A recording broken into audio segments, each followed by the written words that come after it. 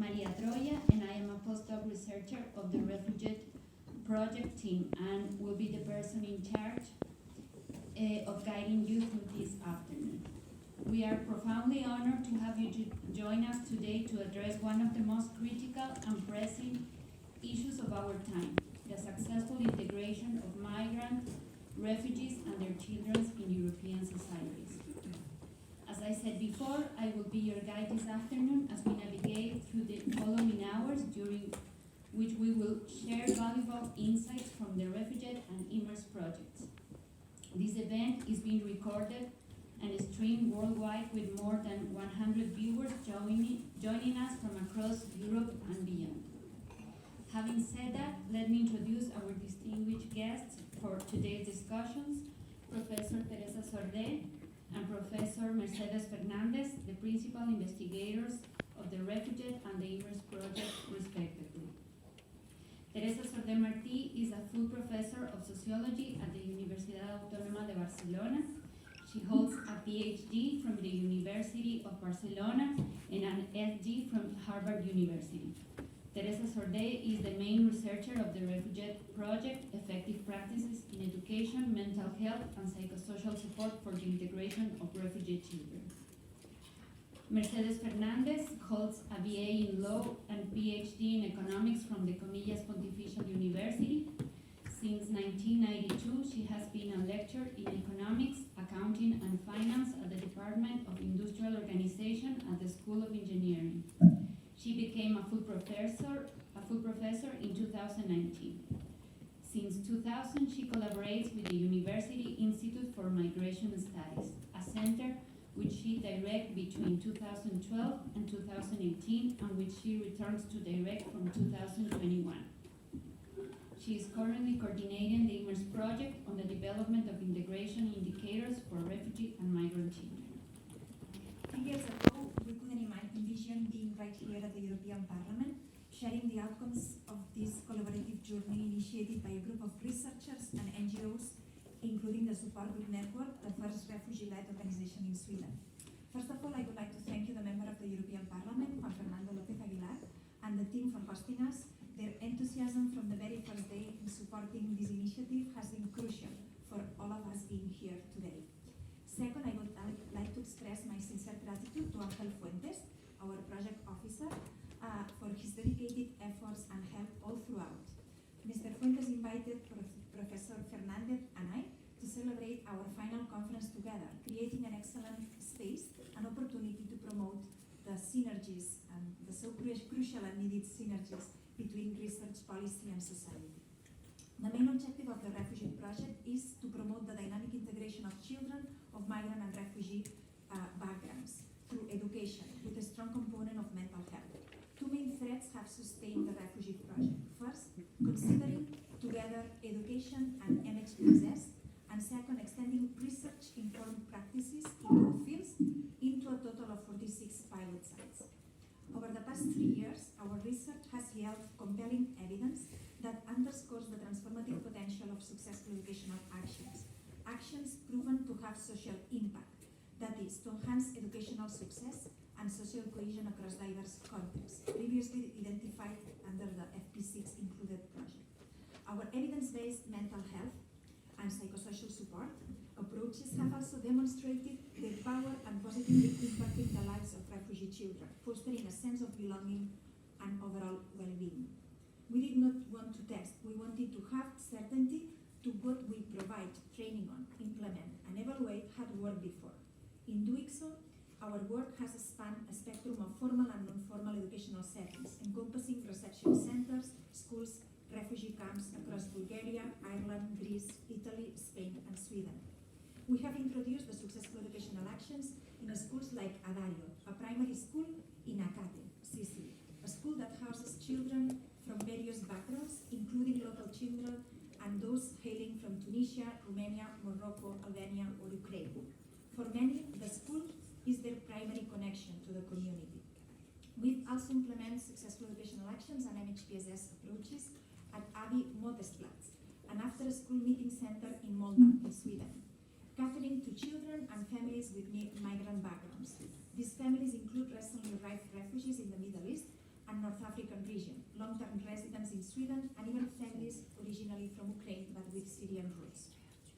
Our collaborative efforts have also extended to a primary school in Dublin or in 3 reception centers in Catalonia. You will hear more stories in what follows. We are also thrilled to first launch the Refugee Brokering Knowledge Platform.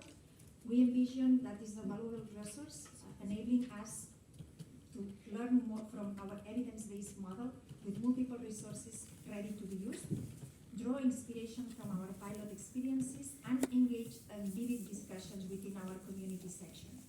The platform represents our commitment to ensure the sustainability of the refugee project and the replicability, not only in Europe, but also beyond its borders, as we are already in conversations to expand it to the Arabic world, starting for North Syria. Over the past years, until unfortunately today, we have witnessed several significant humanitarian crises that continue to compel many people to leave their homes and seek refuge in Europe. Through our research, we can demonstrate to policymakers that there are actionable measures to safeguard the right of education and the well-being of all children. I'm hopeful that by the end of this evening, informed by solid research, evidence, and after listening to those taking action on the ground, we can light up a spark of optimism, firmly believing that our combined efforts can really make a difference in many migrant and refugee children in Europe. Thank you. From Tunisia, Romania, Morocco, Albania, or Ukraine. For many, the school is their primary connection to the community. We've also implemented successful educational actions and MHPSS approaches at Avi Motesplatz, an after-school meeting center in Moldan, in Sweden, catering to children and families with migrant backgrounds. These families include recently arrived refugees in the Middle East and North African region, long-term residents in Sweden, and even families originally from Ukraine but with Syrian roots. Our collaborative efforts have also extended to a primary school in Dublin or in 3 reception centers in Catalonia. You will hear more stories in what follows. We are also thrilled to first launch the Refugee Brokering Knowledge Platform. We envision that is a valuable resource enabling us to learn more from our evidence-based model with multiple resources ready to be used, draw inspiration from our pilot experiences, and engage in vivid discussions within our community section. The platform represents our commitment to ensure the sustainability of the refugee project and the replicability, not only in Europe, but also beyond its borders, as we are already in conversations to expand it to the Arabic world, starting for North Syria. Over the past years, until unfortunately today, we have witnessed several significant humanitarian crises that continue to compel many people to leave their homes and seek refuge in Europe. Through our research, we can demonstrate to policymakers that there are actionable measures to safeguard the right of education and the well-being of all children. I'm hopeful that by the end of this evening, informed by solid research, evidence, and after listening to those taking action on the ground, we can light up a spark of optimism, firmly believing that our combined efforts can really make a difference in many migrant and refugee children in Europe. Thank you. Thank you.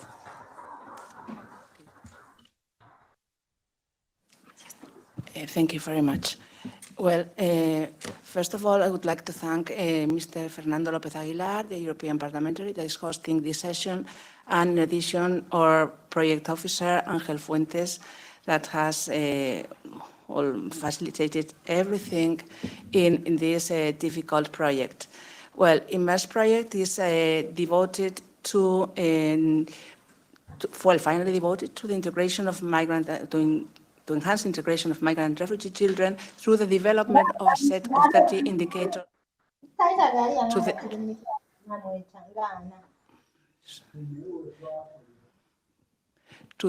Through the development of a set of 30 indicators, that is our main product.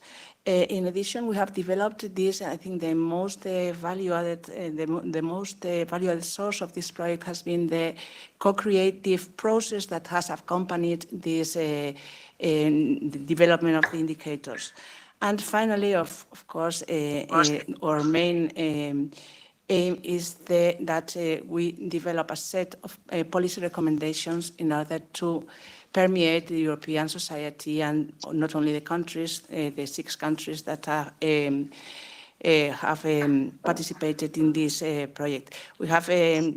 We will tell you afterwards in the roundtable the main results of this project, so I'm not going to make a spoiler now.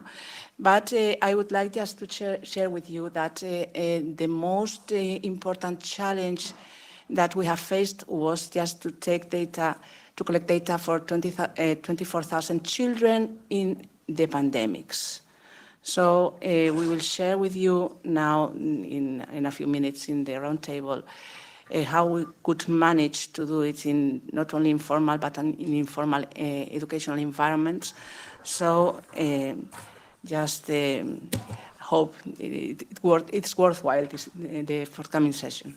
Thank you very much.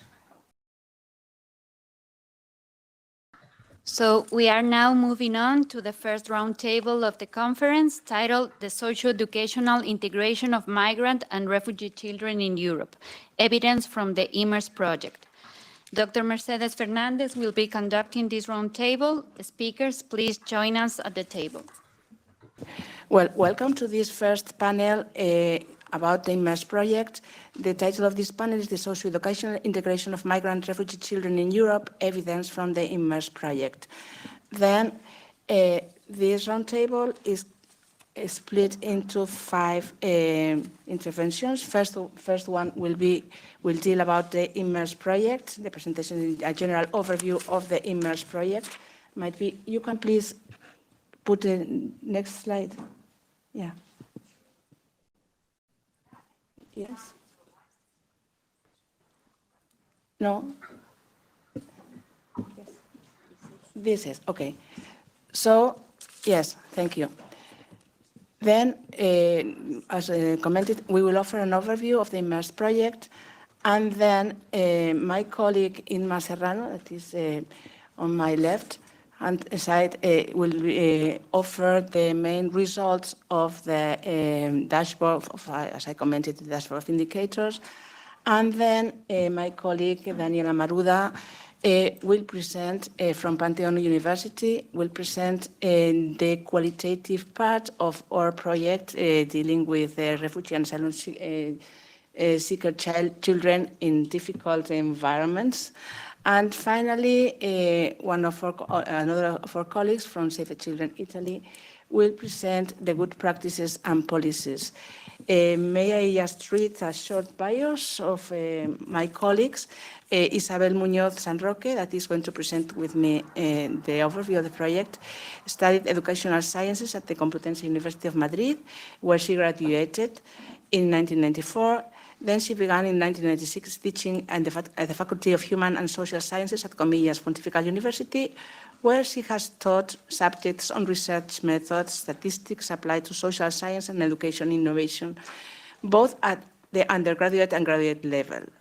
She received her doctorate in pedagogy in 2002 from Comillas Pontifical University, and she is currently a full professor and a senior researcher. Well, I must say co-IP, co-principal investigator of IMMERSE. And in addition, we are also co-leading with another colleague the Let's Care Horizon project as well. Inmaculada Serrano, she holds a PhD on political science from the Autonomous University of Madrid, an MA in social sciences from the Juan March Institute, and a BA in sociology from the Salamanca University. She has her research focuses on international and forced migration, and she has worked as a researcher in several international projects at the Pompeu Fabra University, Carlos III University, and the Spanish National Research Council, the SIC, as well as with international organizations, including the UNHCR and the Fundamental Rights Agency. She is the research coordinator of the IMMERSE project. As for my colleague, Maria Maruda, she is professor of international law and human rights at Pantheon University. holds a Jean Monnet Chair in EU Solidarity and Civil Protection, Humanitarian Action, and special focus on asylum and migration. She is President of the European Commission Against Racism and Intolerance, Council of Europe, and the Academic Coordinator of IMMERSE in Pantheon University. And finally, Ms. Michela Leonardi holds a master's degree in Human Rights and Multilevel Governance from the University of Padua and works as policy support at Save the Children Italy. She coordinates research activities on inclusion, poverty, education, and child labor, and formulates policies for the fulfillment of children and youth's fundamental rights. She is policy officer for IMMERSE and coordinated the development of the national and EU level recommendation papers. Okay. Now, we are going, Isabel and me, are going to present the overview for the IMMERSE project. Please, could you go to the next slide? Yeah, thank you. No, the prior one, please. This one, okay. Okay, so IMMERSE is a Horizon 2020 funded project that is aimed at the mapping and the integration of refugee and migrant migrant children, of migrant refugee children. Could you please go to the next slide? Thank you. Well, okay. Yes. We are 11 partners from 6 different countries, including 3 universities. Comillas University in Spain, UCC in Ireland, and Pantheon University in Greece. 2 public administrations with competencies in migration and education. They are located in Spain and Greece. 3 NGOs dedicated to the defense of children's rights, located in Belgium, in Italy, and Germany. And 2 companies with expertise in social innovation and stakeholder participation, located in Spain too, Zabala and Infodev. And finally, 1 technology company specialized in digital transformation. It's called Inetum. okay. Thank you. Could you please go to the next slide? The project is, thank you. The project, you can just put it all together because I think it's going to be much better. Well, the project is split into 4 phases. The first phase dealt with the dashboard of indicators, that is one of our main products, as commented before. And we were able to develop a set of 30 indicators on the inclusion of migrant and refugee children. Then in the second phase had to do with the ICT thing. So we produced a digital platform and the IMMERSE Hub. We have dealt with a huge database on good practices, and then we also developed a data collection on an online data collection application. Then in phase number 3, it was the data, the quantitative data the quantitative and qualitative data collection part of the project. So we have to deal with 24,000 children in Europe, 60% of them of migrant origin. And then we also conducted qualitative research through case studies in refugee reception centers and with another centers with hosted unaccompanied minors.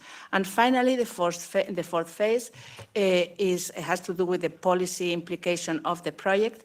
So they are under construction now, but we are producing a set of recommendations for the inclusion of migrant and refugee children, and we have also identified good practices that are included in the hub.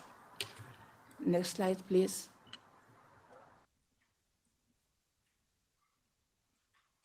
Okay. The data collection has been done in the 6 countries, in Belgium, Ireland, Greece, Italy, Germany, and Spain, in 406 schools and non-formal educational institutions. And the questionnaire is translated in 12 languages. 7 of the consortium and 5 extra, like Arabic, Chinese, Persian, Romanian, and Urdu. There are 4 groups of participants: children between 7 and 18 years old, their parents, school principals of the schools, and teachers. In this data collection, we have collected a total of 24,000 children. A total of about 14,000 are migrant and refugee children. Okay, thank you. Could you please? Thank you. Well, in this chart, you can see some information about the panel of or panel of 30 indicators. Then we have split this panel is split into 2 types of indicators. The one in your left hand that have to do with the integration of migrant children, and the other one with the context. That is the barriers and the facilitators that these children face when coming to integration. Then, as for the integration part, you can see 5 circles. We have divided the integration in 5 domains. The lilac ones are those that we have fulfilled with primary data, so through the data collection or that data collections, qualitative and quantitative, and the green ones come from secondary sources. So the 5 domains of the integration have to do with the access to rights, so to academic achievement, well-being, language and culture, and finally, social networks. And as for the contextual part of the migrant children integration, that are the integration barriers and facilitators.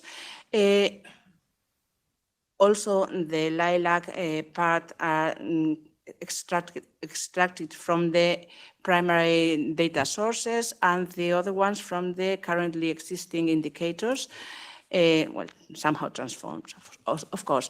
So we have divided these barriers and facilitators into 6 parts that have to do with the school organization and teachers, the learning support that is provided at school, the existence of mental health services, the negative attitudes that these children could face, then the political leadership and the school segregation. Go to the next step, next slide, sorry.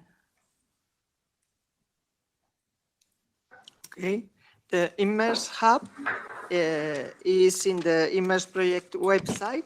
It's an online community providing a common space to share experiences, ideas and concerns, and to access relevant information and educational resources.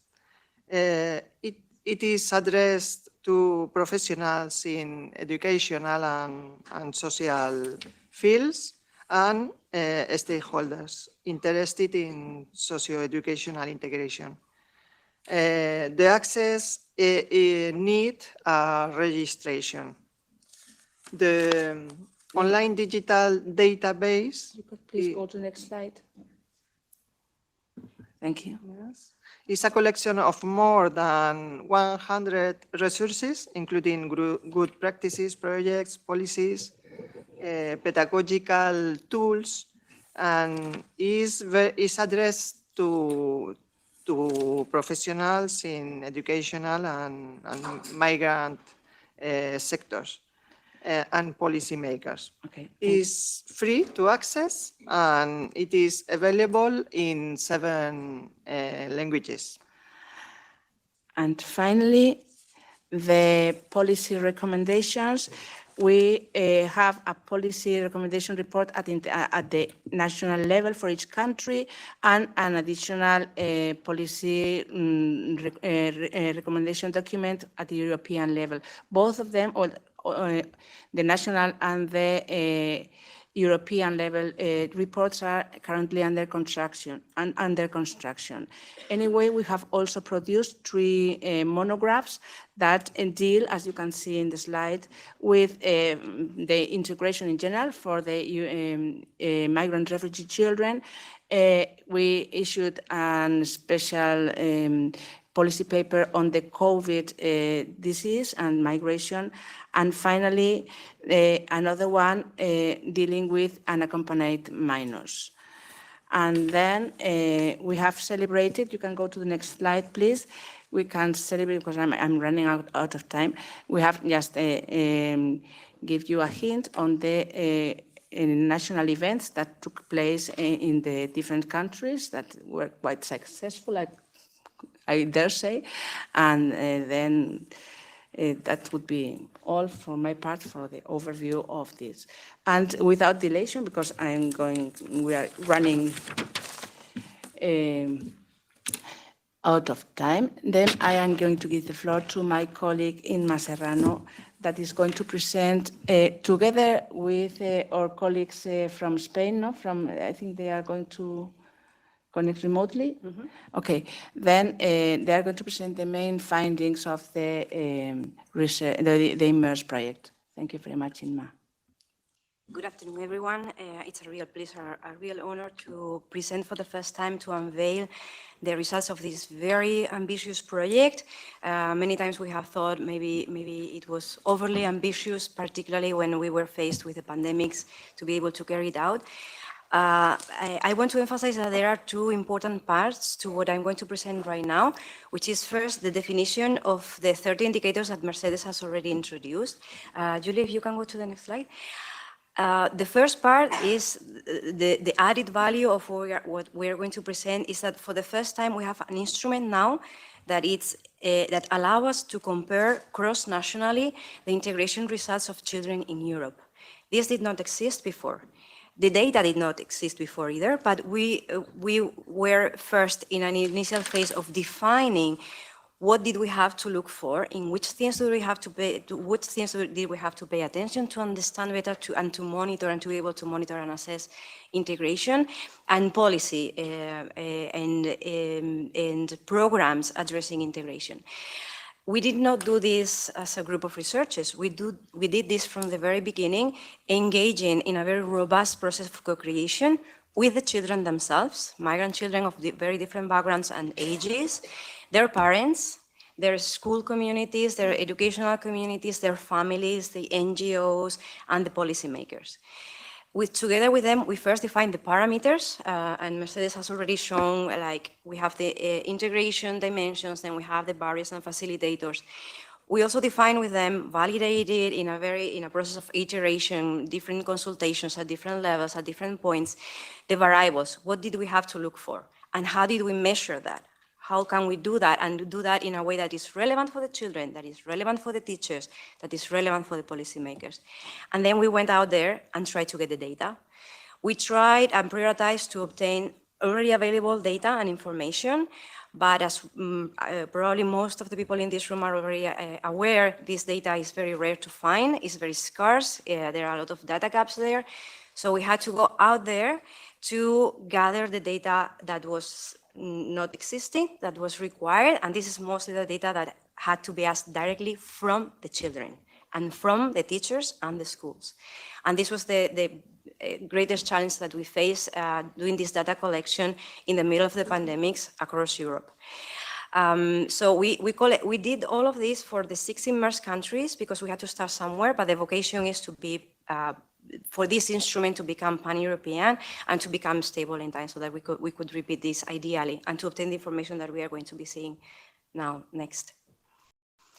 So what I'm going to present now in the next slides is the results of the dashboard of indicators, putting together the information that we have on the 2 types of results, so the integration results, barriers and facilitators, and this refers basically to what we call the micro level. So integration results are results from the children themselves, what is going on with the children. And the barriers and facilitators, the context that Mercedes was referring to, refers to the meso level, the schools, the neighborhoods, what's going on in the neighborhoods and the schools, and the macro level, basically policy. But not only, also what are the attitudes in society towards these children, and this hugely impacts them. So we have 14 and 16 of these indicators. Julia, thank you. We have collected secondary sources mostly from Eurostat, from MIPEX, the Migrant Integration Policy Index, PISA, the European Survey on Income and Living Conditions, and also Eurydice. But then, as I already mentioned, we had to go to collect information from the children and the schools themselves to complete the 30 indicators. Thank you, Julia. So I'm going to present first the integration results, and as mentioned already, we have 5 different dimensions. I'm going to present several of them separately.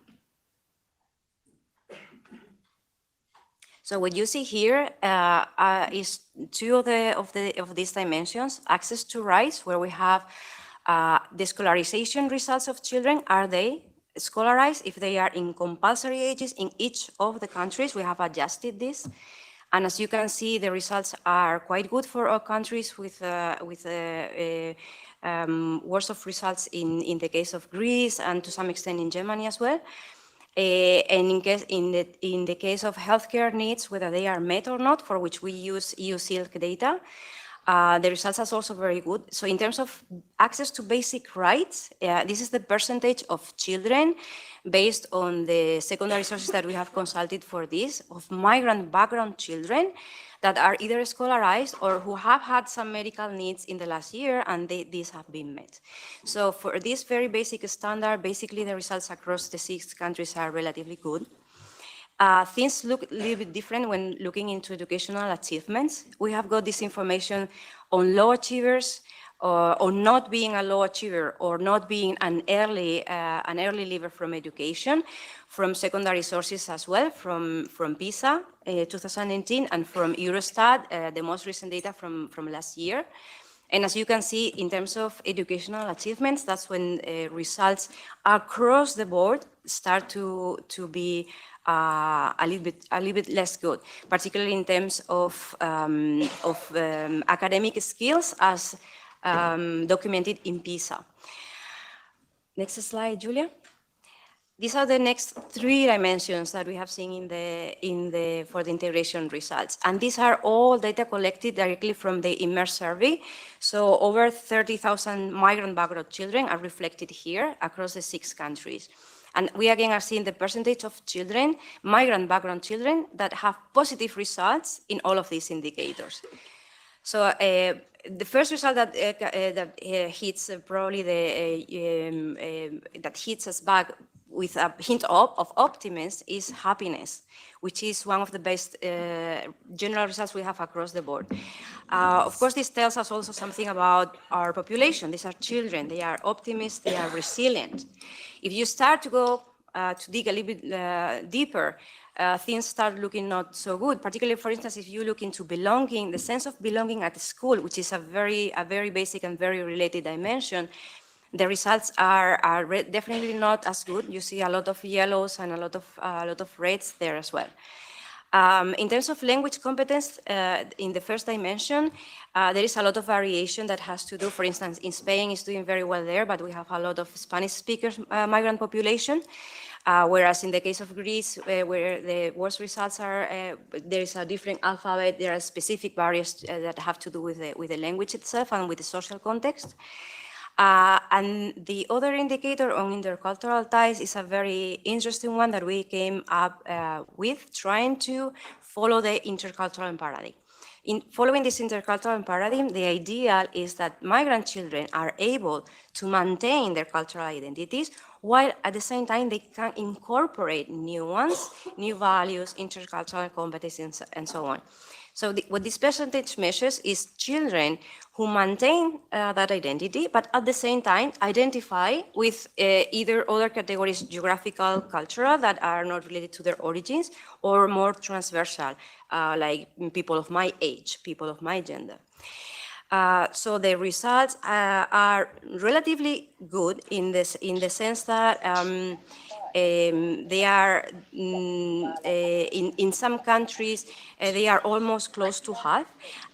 Almost another half are children who identify with their context of destination, where they are, or with other categories, but who do not identify with their origin, which has been something that has surprised us quite a lot.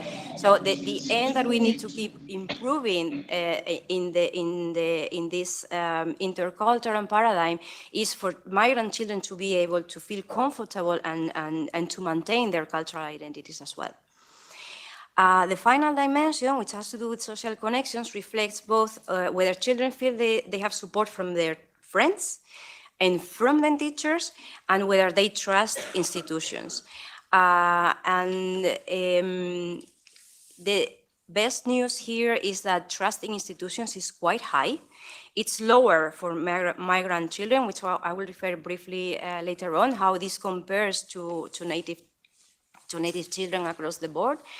And we have some very positive results in terms of the support that children feel they have from teachers, which we have found, and I think this is a common finding also with refugee-ed, that this is key. Not only the school environment, but particularly also the teachers and the support that they feel they receive from them. And there is a lot of variation here, with some countries having more room for improvement than others. And finally, one very interesting finding as well is the one that has to do with whether friends are diverse or not. Whether they have friends from different countries, from different origins.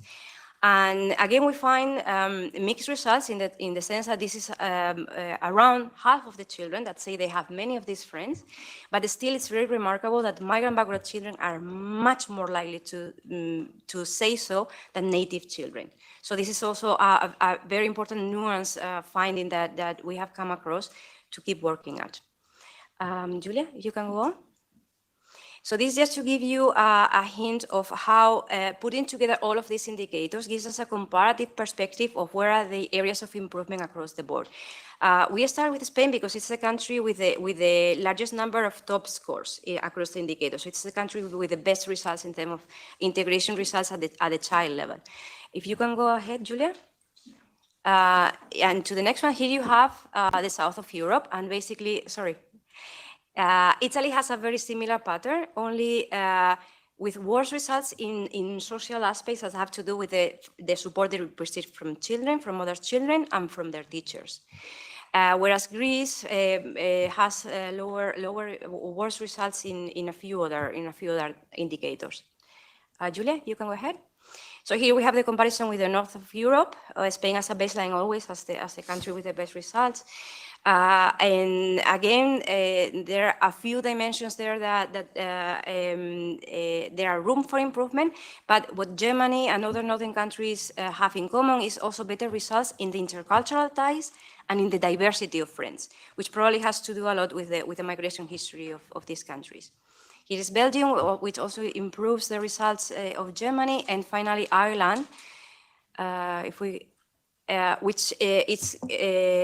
improves. It's the northern European country with the best results and the second overall among the 6 IMMERSE countries. If we can go ahead. So more briefly, here we are going to see overall putting together all these barriers and facilitators organized by Julia. These are the macro level indicators. Sorry, the next slide. And as you can see, these are all extracted from MHPSS, that's the Migrant Integration Policy Index. So they have, these are indicators that were already available, but that provide us with an overview in terms of what is the policy status in these very relevant indicators and dimensions, specifically for children. So we have access to superior legal statuses, citizenship or permanent residence, where we have countries that do better in one or the other. Access to education, whether this is a legal right throughout all levels of education, up to university, and whether there is support for children, migrant children, to engage in university. And how are we doing that? 5 minutes? Yes. Okay, so I have to speed up a little bit. There are other, as you can see, other dimensions. The one where all of the countries do particularly well is in that in all countries we find that there are recommendations or a requirement or funding for specific measures to support language and learning from children who have just arrived and who are in particular need of these measures. If you can go, Julia, to the next one. This is the meso level, so this is the schools and the neighborhoods. We have asked the schools and the children about all of these things. So about the schools, whether the intercultural values are relevant or part of their identity and relevant for them or not, whether this is part of the intercultural values are part of the syllabus, and whether or not how they promote the participation of parents in a way that is adapted to the needs of the parents of the migrant children, so in terms of language and so on. So as you can see, there is a lot of variation across the board. In terms of measures for learning support, children have told us whether they have these services or not, and schools have told us whether they have or not mental health services at the schools, which we have found to be crucial in also, again, in common with refugee-ED. And as you can see, this is probably the one thing across the board at the meso level that needs the most addressing. We are in a huge need for improving how we do in catering to the mental health needs of these kids, of all kids actually, but here the percentage is for the migrant background, for the schools, no, sorry, this is for the schools generally. So this affects all children. And just very quickly, just to see what I can say very quickly about the next ones. This is the good news, negative attitude. So things that are measured at different levels. There's a lot of green over there, but just to go very quickly to just give you just the overview of the countries. Here it is. There's a lot of variation. So barriers and facilitators, what is done at the policy and the meso level, each country has its own model, and we need to improve different things in different countries in most cases. And I will stop here.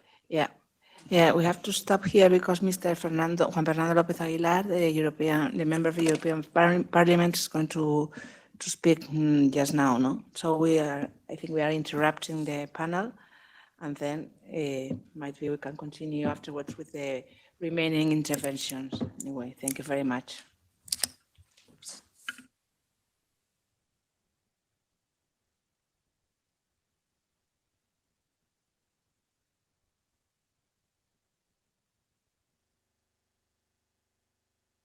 Well, so I'm giving the floor, 20 minutes. So I have 8 minutes. You have 8 minutes, okay. So Daniela is going now to analyze in 8 minutes how we have dealt with migrant children in difficult environments. That's it. Okay. So I don't know if there is the presentation. Yes. So it's qualitative insights. You have seen the quantitative part, the data collection, and we soon realized already around 2021 that we needed a qualitative part because certain types of children, categories of children, unaccompanied ones, newcomers, aging out, as Ireland calls them, from education, certain categories are underrepresented. And we didn't want them to be invisible in our research. So in this way, each partner had to choose at least 2 areas of difficult access, qualitative research, focus groups, interviews, semi-structured ones, both with children and experts or caregivers in unaccompanied minors shelters, for example, in refugee camps, sometimes in remote areas where they didn't have access to school.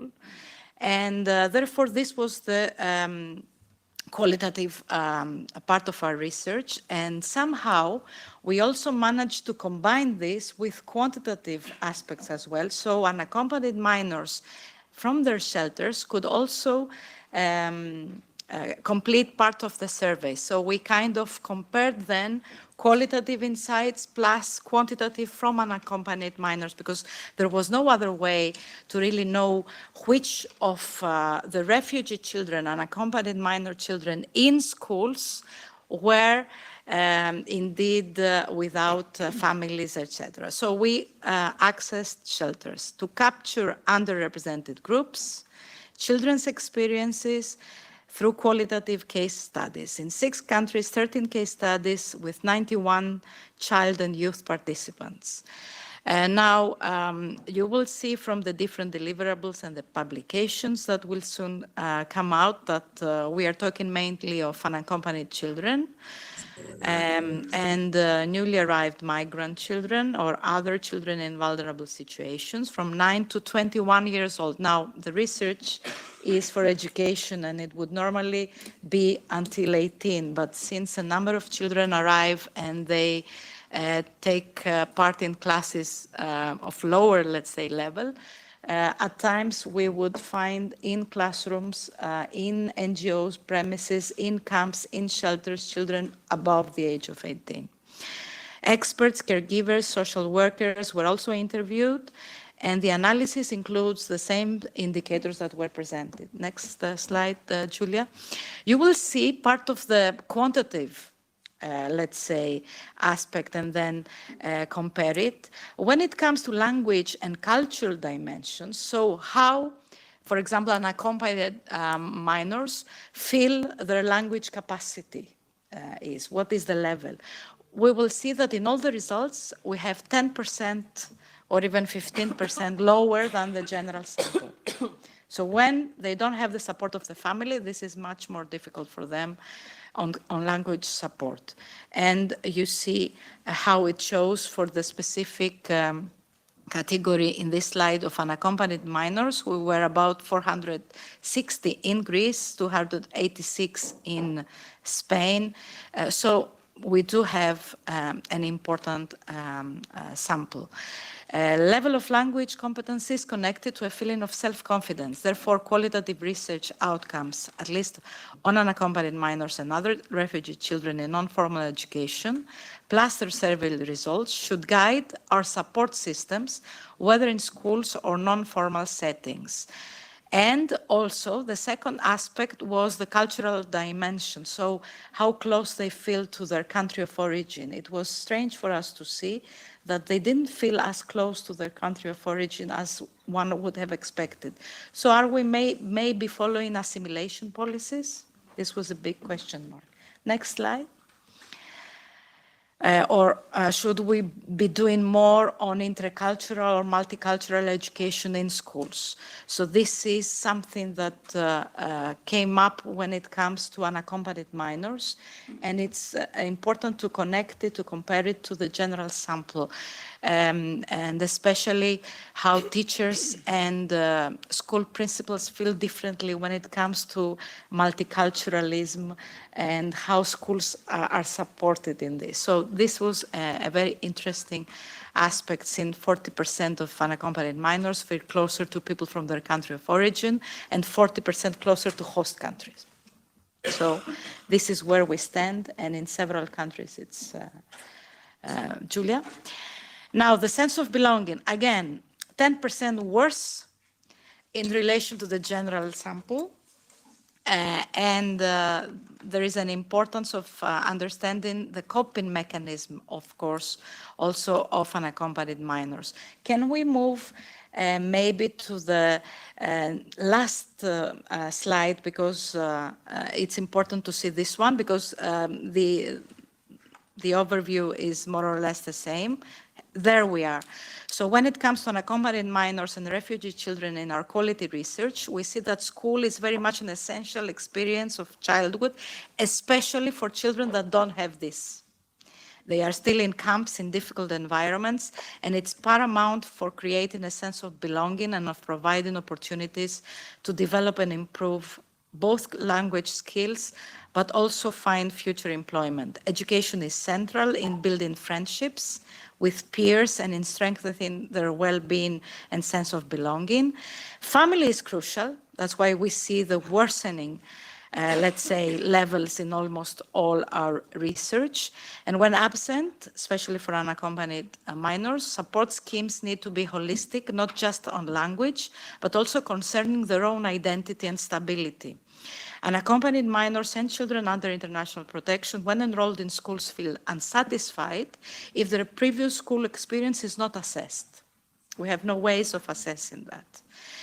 And it's even worse when they are enrolled in schools and they are unable to achieve school performance if they lack previous school experience. Some of them could not read and write, and they were already 12, 13, 14. And finally, the legal uncertainty, if they have no documentation, if 80 or 85% of asylum applications is rejected, other barriers in family reunification creates even more insecurity, a sense of absolute despair. They have no incentive for attending schools, and we have higher school dropout rates. Thank you very much, Maria. I think we are in time, so we are now leaving the table, and then maybe we can come afterwards. The intervention of Mr. Juan Fernando López Aguilar.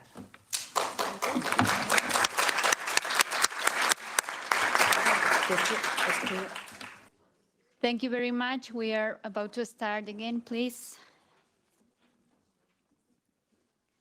We have now the honor of having with us the member of the European Parliament, Mr. Juan Fernando López Aguilar.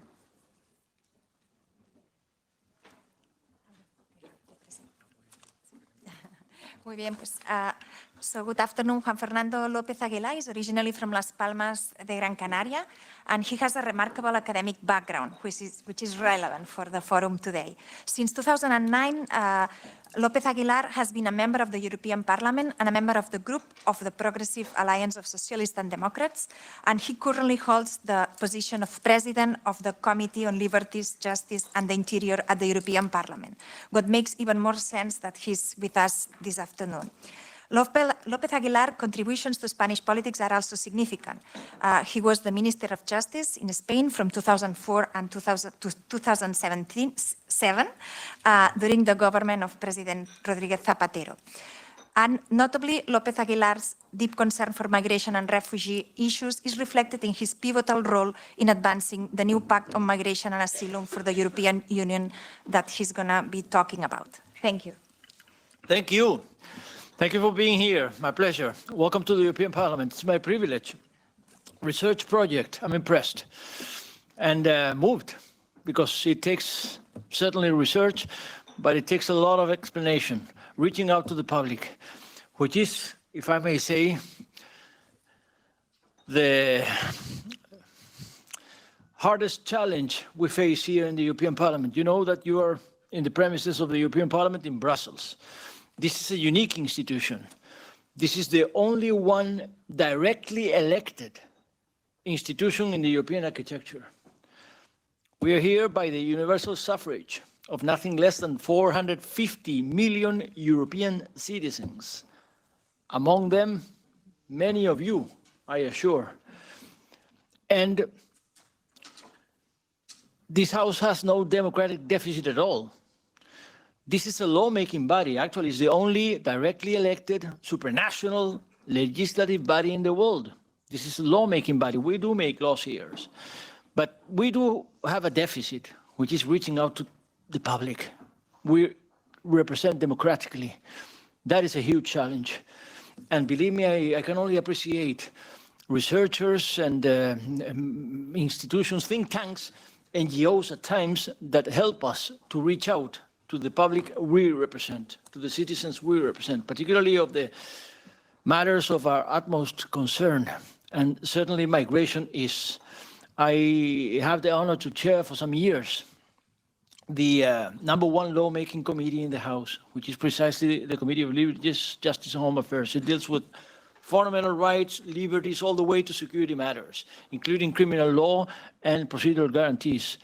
But then, within, we also have Schengen, free movement, which is a fundamental right in itself, and migration and asylum. And you're here to witness your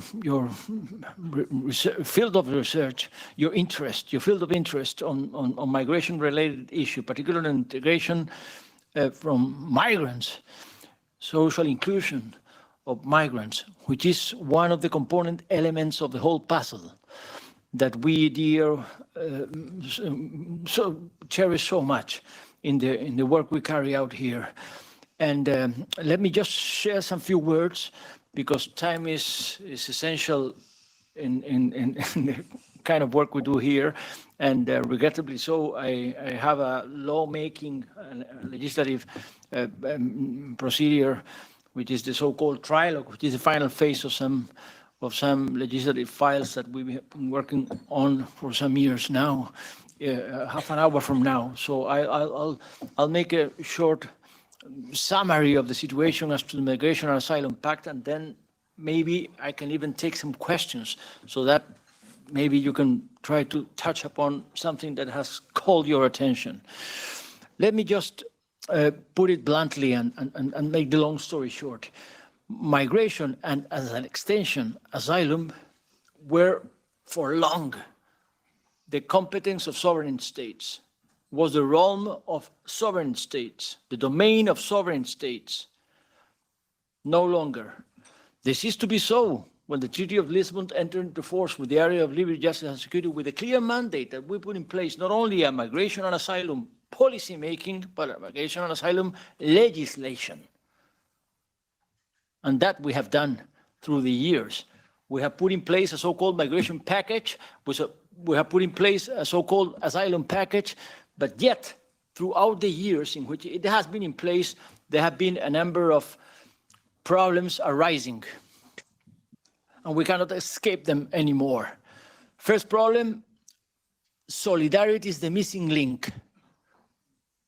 Whereas in the Treaty of Lisbon is clearly enshrined that the pillars on which the whole thing is to be founded is shared solidarity and binding, no, shared responsibility and binding solidarity. There is no solidarity at sight. Second, there has been an increasing number of not only non-compliance, but gross violations, not only of EU law, but also of international and humanitarian law, all much too often. That is why we started out this mandate of the European Parliament 2019-2024 by standing up for a commitment we got from President von der Leyen in the investiture vote to put in place a new migration and asylum pact, which brings legal certainty, rules which are binding for the member states, and finally a balance which is to be struck between shared responsibility and binding solidarity. And that we have been working on for years now.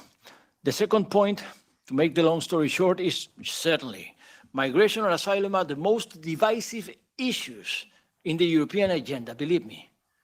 The most divisive. They are divisive geographically. It's not the same being Estonian that being Maltese. Divisive ideologically. It's not the same to be a jingoist, nationalist, reactionary, extreme far right than to be a progressive. When it comes to migration and asylum related issues, for sure, not the same thing. It's politically and electorally divisive, because we have seen it works. Empirically, it works. We have seen many fear-mongering political platforms first spreading fear against migrants. They're a threat. They're a conspiracy against us. They're a threat against our security or our identity, and then exploit electorally that kind of fear. So it's believe me, it's a huge challenge to have this new migration and asylum pact accomplished, achieved. For years, we negotiated within the Parliament, and we built a majority, as we do in the European Parliament, variable geometry majorities in which we make concessions to one another. We negotiate among the rank and files of the European Parliament. Political groups trying to come to terms with some kind of a majority, which is not clear in the outset, but finally it happened. We had a mandate a year ago. We adopted our first reading legislative agreement and mandate on the 5 regulations of which the Migration and Asylum Pact consists of. But then there comes the final phase, which is to engage in a so-called trialogue, which is the word we use to refer to some kind of a hard talk with the Council, to come to terms with the Council, so that that legislation may be actually effective, enter into force. There we are, in trilogues, in the final phase. In Spanish presidency, by the way, we've got a chance, we still have a chance to deliver. We'll still have a chance to adopt the 5 regulations and strike the balance between shared responsibility and solidarity, effective, credible, binding solidarity, not only among member states, but as to migrants. Solidarity as to migrants, particularly to the most vulnerable, international prima facie protection, to minors, children, unaccompanied minors, and particularly after search and rescue operation. We have been claiming for years for a EU search and rescue framework. And the final point I would make is that I know it's real hard. It's real hard because believe me, when you engage in talks with the Council, you see around the Council of Ministers table many contradictions, divergences, which are hard to overcome, extremely hard to overcome.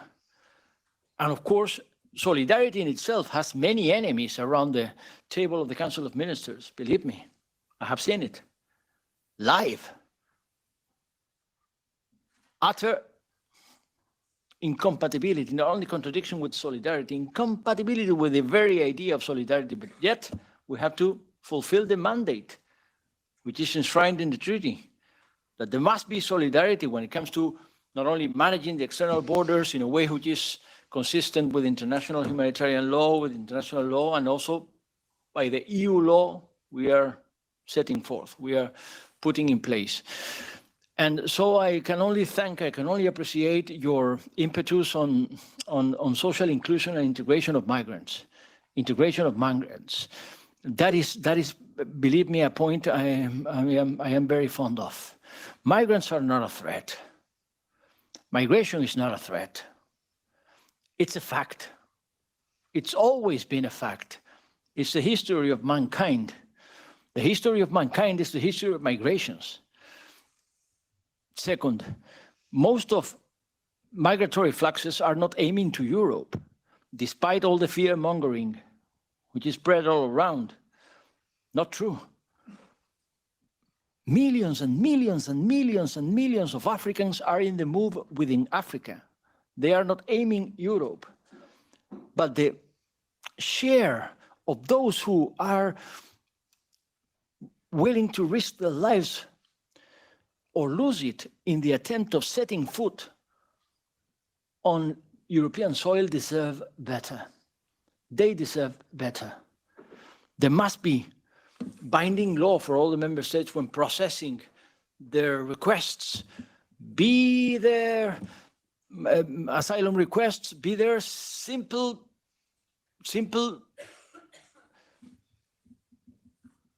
search for hope, for a better life, which is why so many youngsters all across Africa are moving and taking the risk of losing their lives in the attempt, particularly when crossing the Mediterranean or the Atlantic to the Canaries, where I belong, which happens to be the deadliest route to the European Union by far. So I was insisting, I can only appreciate the kind of work that you might be dealing with, which is explaining, which is enlightening with facts, fact-checking with truth, in order to dispel, in order to dismantle, in order to fight back all the lies, fake news, misconceptions, deceptions which are spread about the migratory facts. We can only face if we do it together at the European scale of response, and we do it consistent with our values and with our legislation. That is the point I wanted to share with you all, because I am well aware that one of the difficulties when it comes to paving the way for a change of guard, a change of outlook to the whole migration and asylum-related issues is precisely how spread are those fake news, lies, and misconceptions about the truth of the matter. There is no conspiracy in the world threatening Europe, threatening the European way of life, threatening a social model.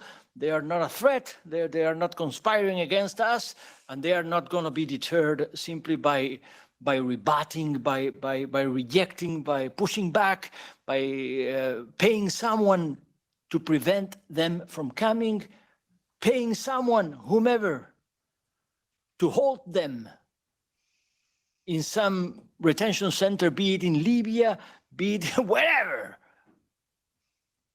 let alone say, fly them back to Rwanda where they do not belong in the first place, which is grotesque. And this is the kind of rhetoric I regularly fight whenever I face the Council, representing the European Parliament as chief negotiator for this Migration and Asylum Pact. So if you help us to fact check and put and shed some light, enlightenment on this toxic atmosphere which impedes the kind of progress we are committed to produce, I can only thank you. Now I would gladly get some questions, if you may, and I'll try to make it short. Yes, please. Yeah, Mr. Juan, thank you so much for your words. Adnan Abdelghani from Save the Children. I mean, thank you for putting it in that way, you know, that migration is part of the natural course of the history. It was since the dawn, and it will be until the end. And we're counting on voices, you know, and on politicians like yourself to always, you know, correct the course. For us, we think that it's important that as a representative, you know, we want to make sure that in three sectors. The first sector is that there is always a check on fundamental rights. There is always check with the dialogues, with trialogues, or within the negotiations, that we go back to the fundamental rights, that, you know, that we are able to make sure that everyone have the same rights in Europe. Second of all, that we saw solidarity, actually, as you said. There were no solidarity, but with the Ukrainian crisis, war, we saw solidarity in Europe, and we saw mechanisms works. And we want, as mentioned in the European Parliament, we want these to blueprint to all migrants that are arriving. You know, all migrants have the same rights when they arrive to Europe. And we count on you and other Parliament members to make sure that these standards are equal for everyone. And the third, I think it's important also to know that, you know, you ask research and you ask us to help you to. I think it's very important that you and other members communicate with migrants in Europe, with diaspora, you know, organizations and migrant-led organizations and migrant experts. And I know that the Commission started to do these steps, and I think it's very important that also members of parliaments communicate and use, and not, I'm saying use, but I really mean that use the experts, the expertise of the migrants that live in Europe, that know the problems, that know solutions. And for sure, I think together we can find better solutions and have better voice to fight disinformation, to fight, you know, all kind of yellow, what they call it, yellow news, you know, around. It's, I think that collaboration we need to work more on it. This is a missing link still in Europe, and we need to make sure that you have a link to migrant society to be part of this fight for fundamental rights. Thank you. I hear some other voice. Yes. Maybe we can make a round with all the questions, yes, and then.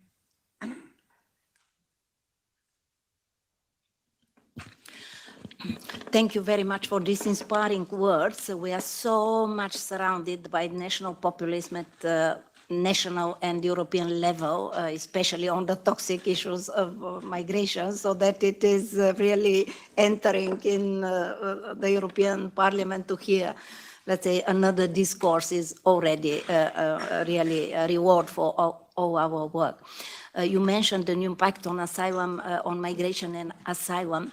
I read it at the real beginning, so that so many years have passed, but as far as I remember, there is no special provision, let's say, for refugee children. And I do share your opinion that refugee children integration is one of the rare legitimate, let's say, positive discourses on migration, so that on everything else there is a huge opposition. You know this better than me, you are a politician, I'm political science professor, etc. But let's say the refugee children has this advantage that, okay, it's very difficult, let's say, to be in opposition of that. So could a special provision be included in the new Pact for Migration and Asylum, also not so much at a concrete level because there are so many programs for that, but in terms of symbolic politics, it would be a great asset for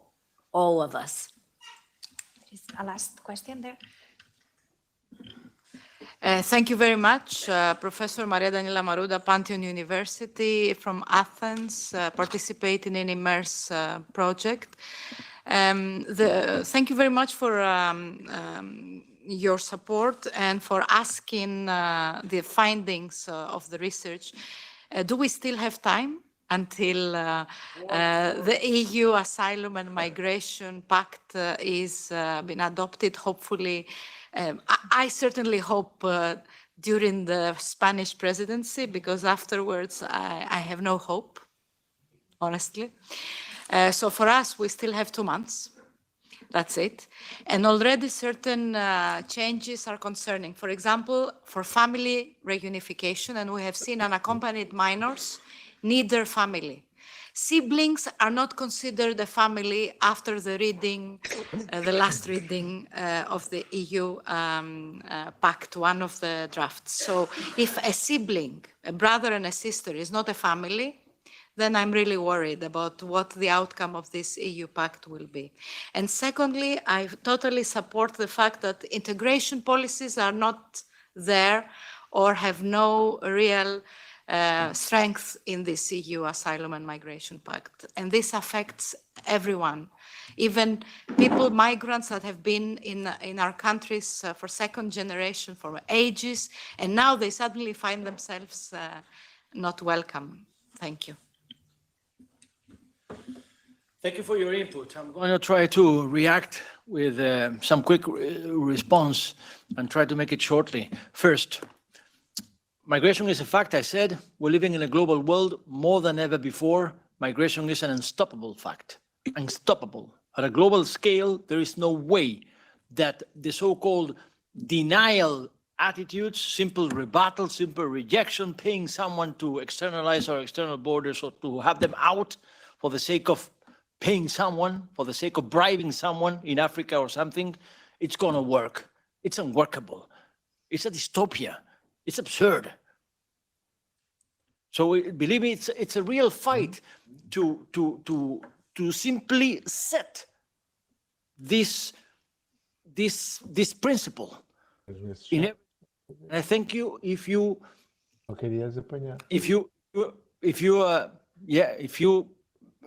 somehow take your own share in the kind of hard work I'm referring to. Second, equal rights, for sure. One of the beauties of the European Union is that finally it brought about a Bill of Rights. We call it the Charter of Fundamental Rights of the European Union. You know what? Whereas the US Constitution only protects US citizens, the Charter of Fundamental Rights of the European Union protects anyone under EU law. You don't need to be a European citizen to be protected by the Charter. The only point is whether you are under EU law. Then you might seek for redress for your rights, for your fundamental rights, all the way to the European Court of Justice. And many of the rulings of the European Court of Justice are set on a case which was filed by someone who was not a European citizen. namely a foreigner or a migrant seeking for redress for his or her fundamental rights being protected. So equal rights is absolutely essential. Of course, human beings are to be treated with respect, with dignity, and all the tools of the toolbox or all the links of the chain have to be always under the light of the strong commitment to the fundamental rights. We have made that point when updating the mandate for Frontex, when updating the mandate of Europol, and of course we're making that case also in the files of which the Migration and Asylum Pact consists of. Fundamental rights are to be preserved, even in readmissions, even in returns, because return, surely you know, it's an obsession for ministers of interior. Return is an obsession for ministers of interior. There is no single conversation with the Ministry of Interior who return is not high in the agenda, with the usual allegation that they do not belong, they are not eligible, they are not here seeking for asylum. Most of them are irregular migrants. So if they are not here regularly, there must be something done about who is not entitled to stay, who is not entitled to remain. There must be something. Well, it takes a lot of diplomatic muscle, it takes a lot of readmission agreements, it takes a lot of things which are far from our reach by now, which are not in our hand by now. But even in readmission, fundamental rights are to be respected, are to be protected. So it's absolutely unacceptable that someone is returned under lies, deception, or not letting him or her know what the flight is about. There have to be conditions, even for that link in the puzzle. Then, of course, something was said about the national populism and children, particularly children. Let me tell you, we had asked for the activation of the so-called Temporary Protection Directive for years. Finally, we had it with Ukraine. When Putin launched his war of aggression against Ukraine, finally the European decided to activate the Temporary Protection Directive, meaning that at least 11 Ukrainians fled war zone, seeking for protection in Europe, and at least 4, maybe 5 are staying here for good among us. I'm making this point because it only shows that when there is a will, there is a way. Those 5 million Ukrainians which are living among us have not shaken the European social model. They have not dismantled our welfare. They were not here to deprive us from our well-being, let alone say to depredate it, which is the way they picture the intentions of migrants. I'm saying this because if we can do that with millions and millions of Ukrainians, why cannot we do that with 100,000 Syrians or Afghans, fleeing also despair, fleeing also lack of hope or prosecution or risk for their personal life, and particularly the vulnerable? Of course, children are also accounted for in the files of which my negotiating team is responsible for, including the crisis regulation under, first of all, prima facie international protection and under meaningful links relocations. We're trying to put in place binding relocation programs in which people are not randomly dispersed all across Europe. They are allocated through a EU relocation coordinator, which is a kind of mandate we want to put in place with this new Migration and Asylum Pact, according to meaningful links. And meaningful links means having siblings elsewhere, having relatives elsewhere, linguistic skills, or maybe some training, maybe some educational skill, which might be relevant for some development pattern in a particular member state. So we do care about that. Yes, we know that when it comes to family reunification, member states, the governments, I mean, the national government, are reluctant to open the scope because they were, okay, family, it's your parents and your children. but not all the family group, not all that you might call a sibling, a brother or a sister. But when it comes to meaningful links, it's accounted for. So I can only tell you, because I'm being compelled to run out for the next legislative meeting I'm facing now, that again, it is absolutely essential that we join forces to explain migration as it is, as a fact that has always been there, and a fact that should not have us afraid, should not make us panic, because we can handle reasonably, if we only change our look in a more positive way. Europe is an aging society. We need migrants to restore the balance. We need migrants to support our social model. We need migrants to pay taxes. We need migrants to work among us. And of course, it takes a lot of inclusion and a lot of integration. As for now, social inclusion and integration, despite the fact that there is a so-called European social pillar that has been somehow overlooked for some years now, remains heavily on the commitment of the national governments, particularly of those who are leaning progressive with a clear social agenda.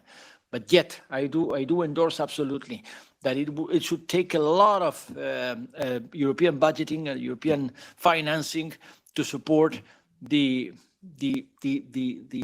latter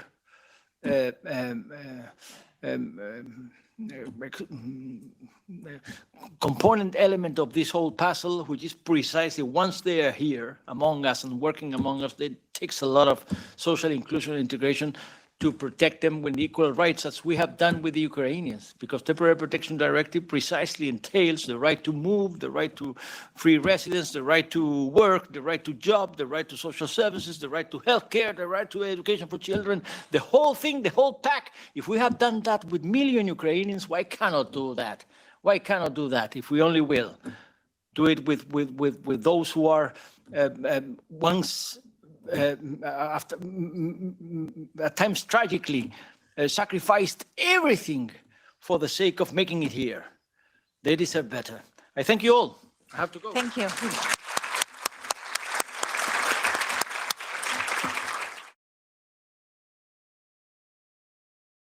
So now let's proceed to the second table, which focuses on evidence of social impact from the pilots, successful educational actions, and mental health and psychosocial support. This table will be conducted by Frédéric Vallier.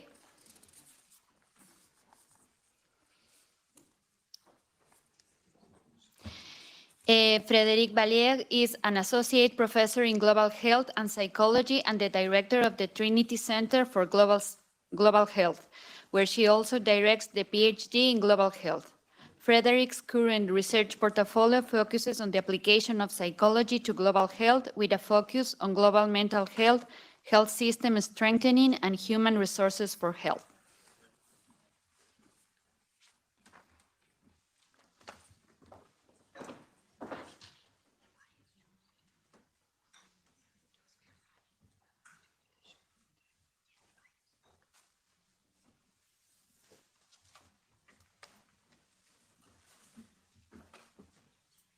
Thank you very much, Maria. I'd like to invite my fellow panelists to come up as well. Thank you.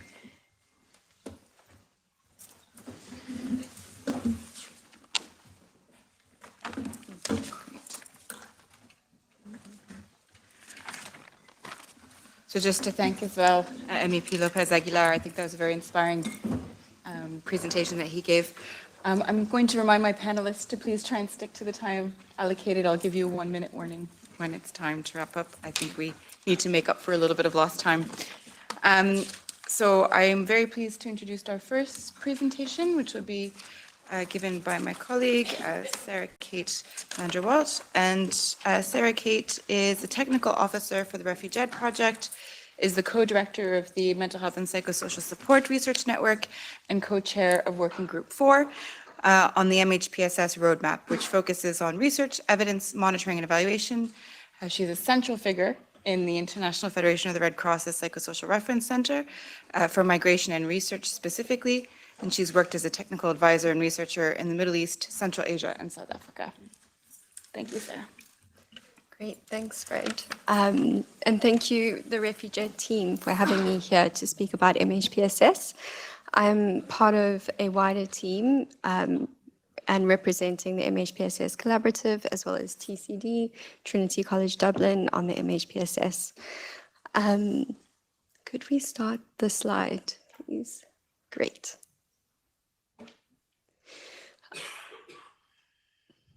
Great, thank you. So I wanted to start my presentation with this quote from a poem called Home by Warsan Shah, who is a British Somali poet.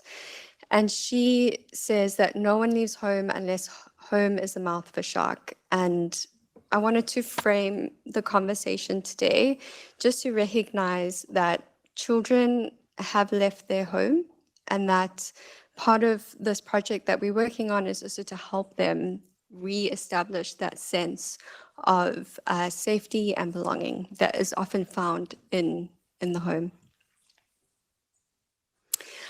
So this project brings together MHPSS and successful educational actions, and it's important because MHPSS and CS both recognize that that there's an interrelationship between the past and the present, that there has been this journey that a lot of children have gone through, that migratory families have gone through, and that there's this ongoing disruption to their daily lives, but also there is this history that they are learning to live with, and that their basic needs are often disrupted within their need to reintegrate into society.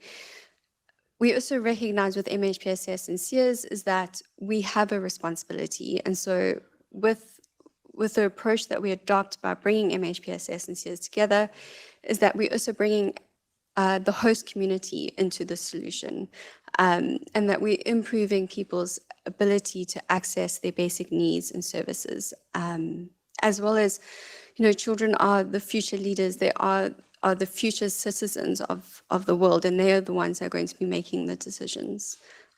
Next. So with this project, we had 6 pilot countries, 46 sites, and then 3 different settings, which really were different in, you know, not only the children's with their history, but also within the settings. And so we realized that we needed to know more about the MHPSS needs.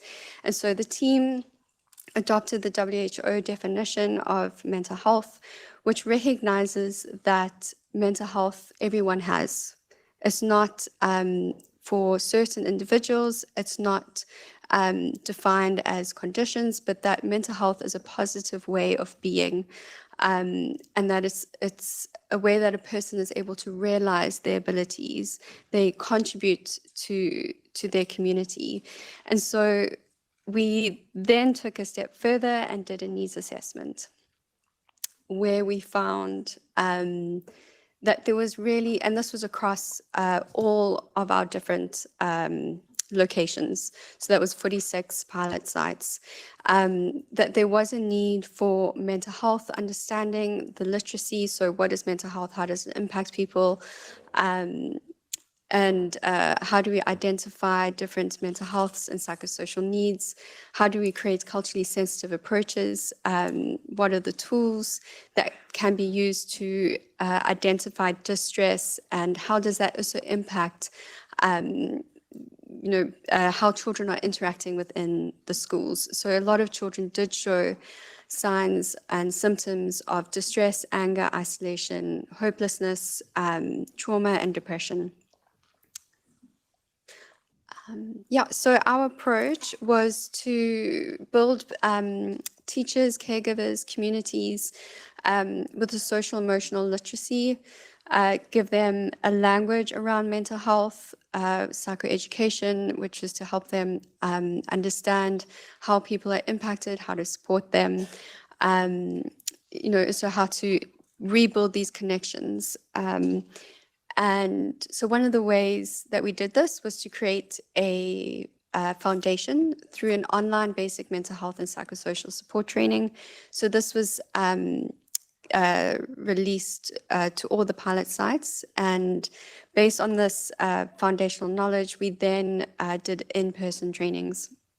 So we did psychological, oh no, the next one, thanks. So if we can just go back to the previous slide, please.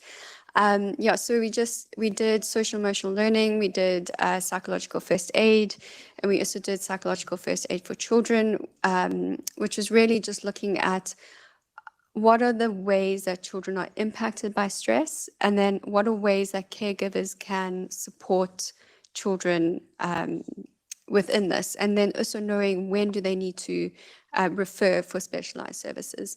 And then we also did creative expression. So next, please. Thank you. So the reason why we focused on educational spaces was that we also recognized that educational spaces are central in a community.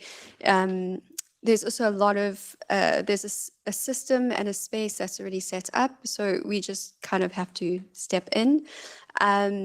And most importantly is we're focusing more on the basic needs of people, and so shifting away from this idea of a specialized services, which also reduces stigma. Also, education is a basic right. Thank you. So our impact, what we saw was 3 key areas, was social integration, well-being, and academic. So really the biggest thing when I was reviewing our stories from the pilot sites was that a lot of children's conflict resolution skills had developed. Social relationship skills had developed, trust between teachers and children had improved. Children were a lot more engaged within their educational circles. They attended a lot more of their classes. So really just saw a lot of a huge impact overall. So one of the big goals of the project was the Brokering Knowledge platform. And this was really about wanting to bring the knowledge to the people and not have the experience, the learnings of this project be segregated. And we wanted to bring together the SEERs, the experiences, the lessons learned, the challenges, as well as the MHPSS resources. And so we worked together with the communities and co-produced this knowledge platform. And you can press next as well, thank you. And so part of it is actually to create a story. So people can go in, they can be like, this is my need, this is what I want to achieve, this is my age group, this is where I want to work, and then out will pop your resources and activities that you can use. So I'm going to fly through this because I've already got the 1 minute, but basically it's bringing together the learning, the inspiration, and the experiences. And if we can go to the next page, it's also building the case for MHPSS and SEERs. So on the webpage, you can find what is SEERs, what is MHPSS, and how to use it. And then next, please. And then we have an amazing resource with over 600 resources, activities, which you can just flip through. And then most importantly is that we have a section of inspiring stories where people share what their lessons learned were, what was the impact, what were some of the challenges. So it's an opportunity to learn from each other. And then building on that, we also have a community of practice where people can actually start their own little group, little network, and share people's experiences live. So that was me running through the Brokering Knowledge platform, which was the big goal of the project. But you can look through it on the QR code, which we'll share with you. So thank you. Thanks, Sarah Kate. I'm just going to move on now to Ellie Kaplani.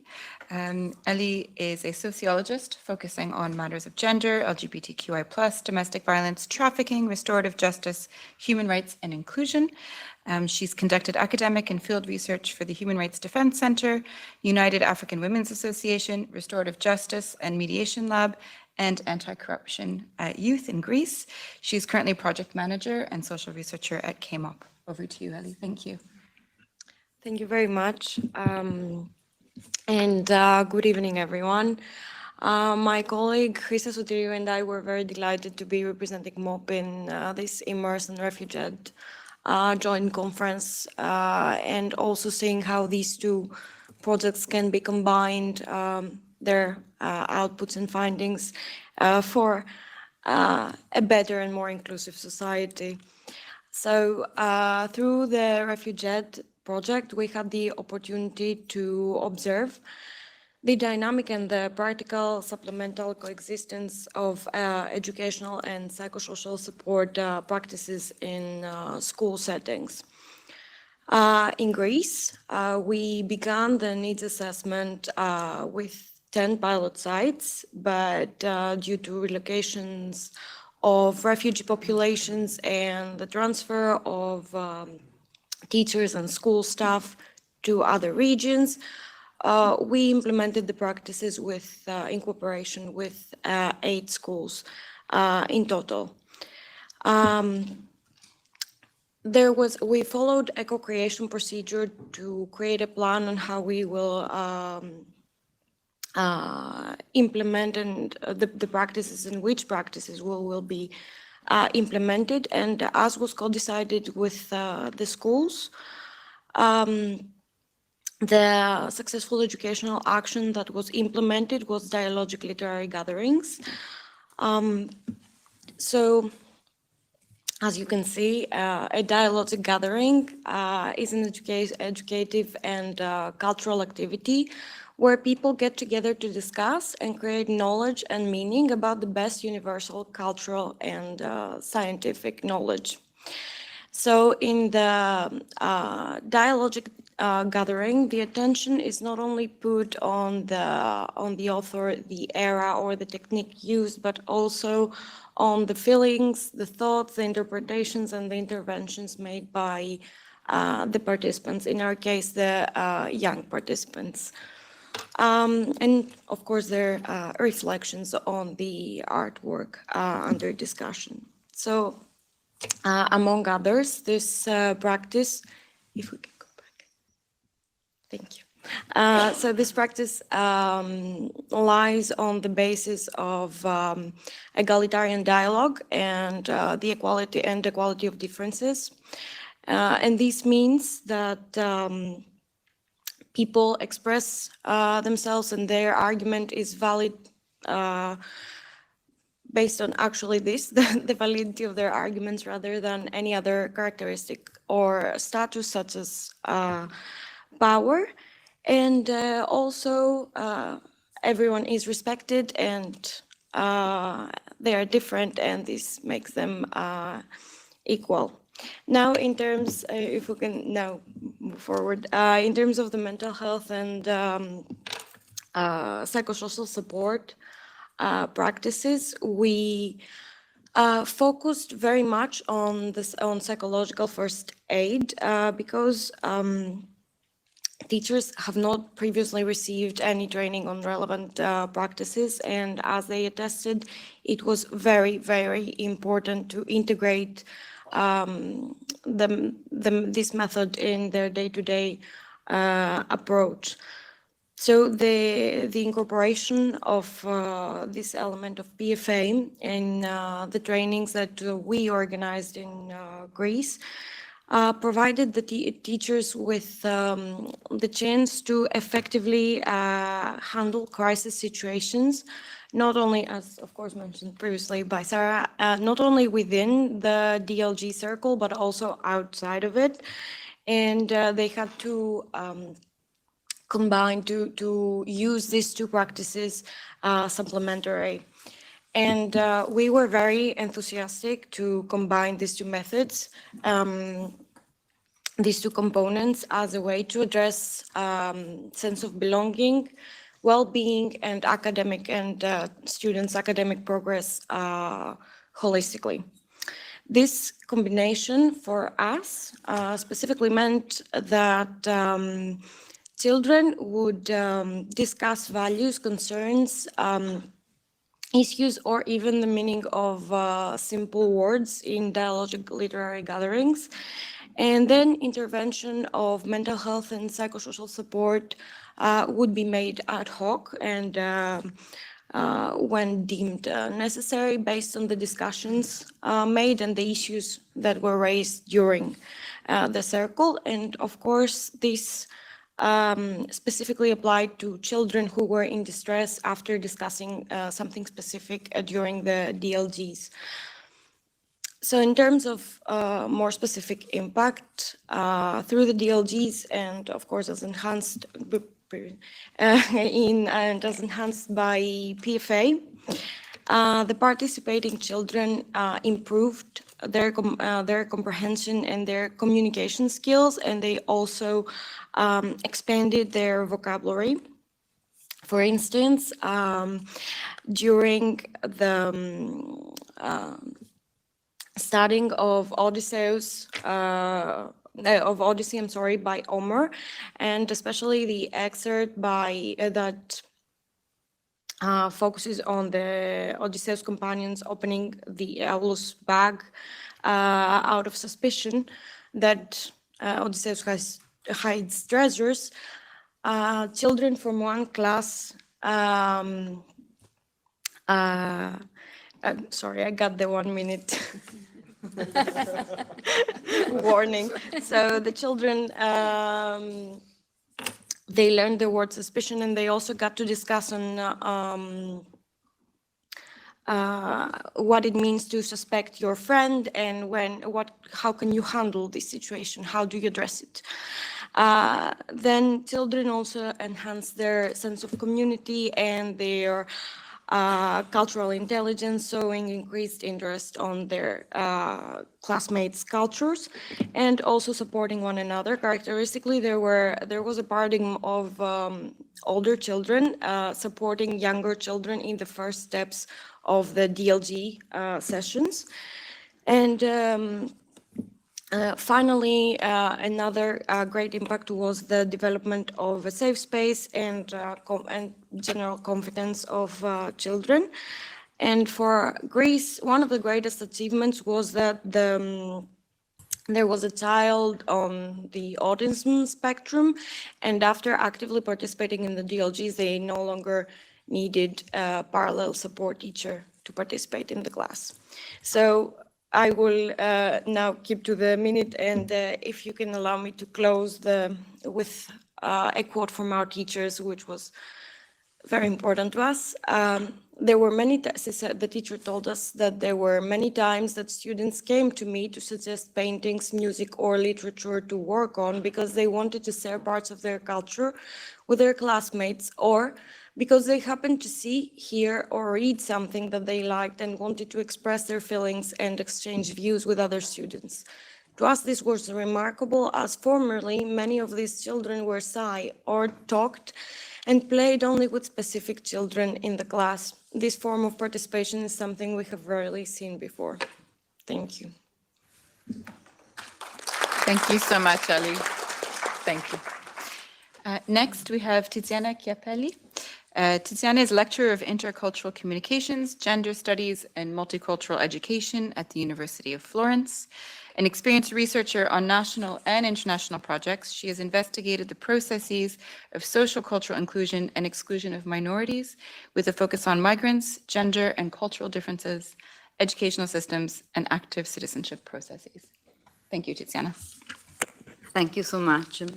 And I'm really pleased to share with you some of the results of our project. In particular, I will focus on what's happening in Italy and a specific methodology In Italy, we worked together with the University of Florence, with the CIS, which is International Cooperation South of Palermo, and the implementation was in Sicily Island because it's strategic due to its geographical position, is where most of the landings of migrants are arriving now. And in particular, the implementation of actions concern 3 territories, in particular the regional capital, which is Palermo, and also the southern towns of Vittoria and Acate, which are part of an area that recently, in the last decades, has been transformed into intensive agriculture production.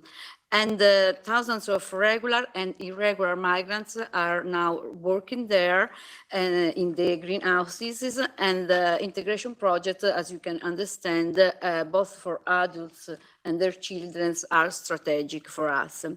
Regarding the kind of structure in which we operated, as you can see from the slide, we worked in 3 unaccompanied minor centers coordinated by local associations, but of course in agreement with the Ministry of Interiors.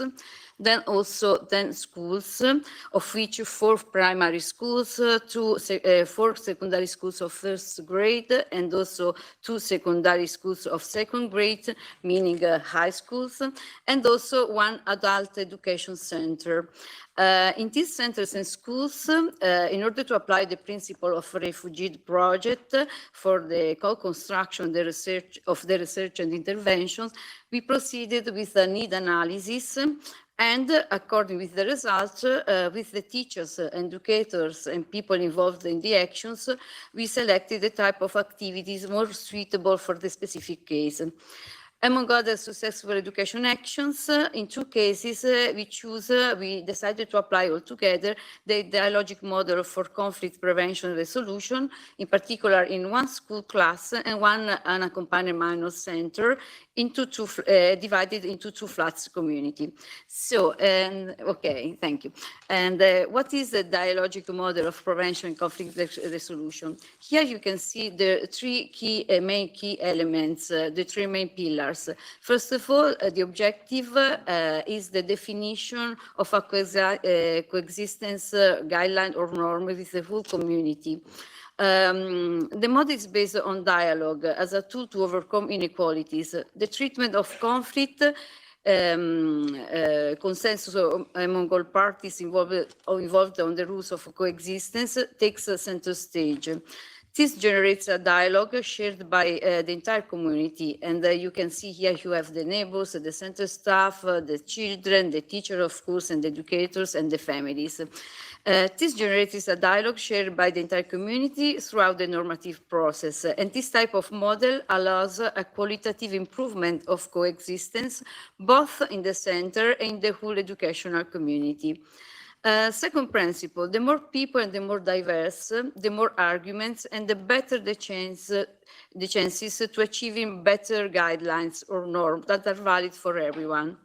According to this model, we create spaces for dialogue to prevent conflicts, and to do that, we require the involvement of all the community, teachers, educators, students, etc., so that all opinions were heard and considered during the process of establishing the rules, the common rules of coexistence.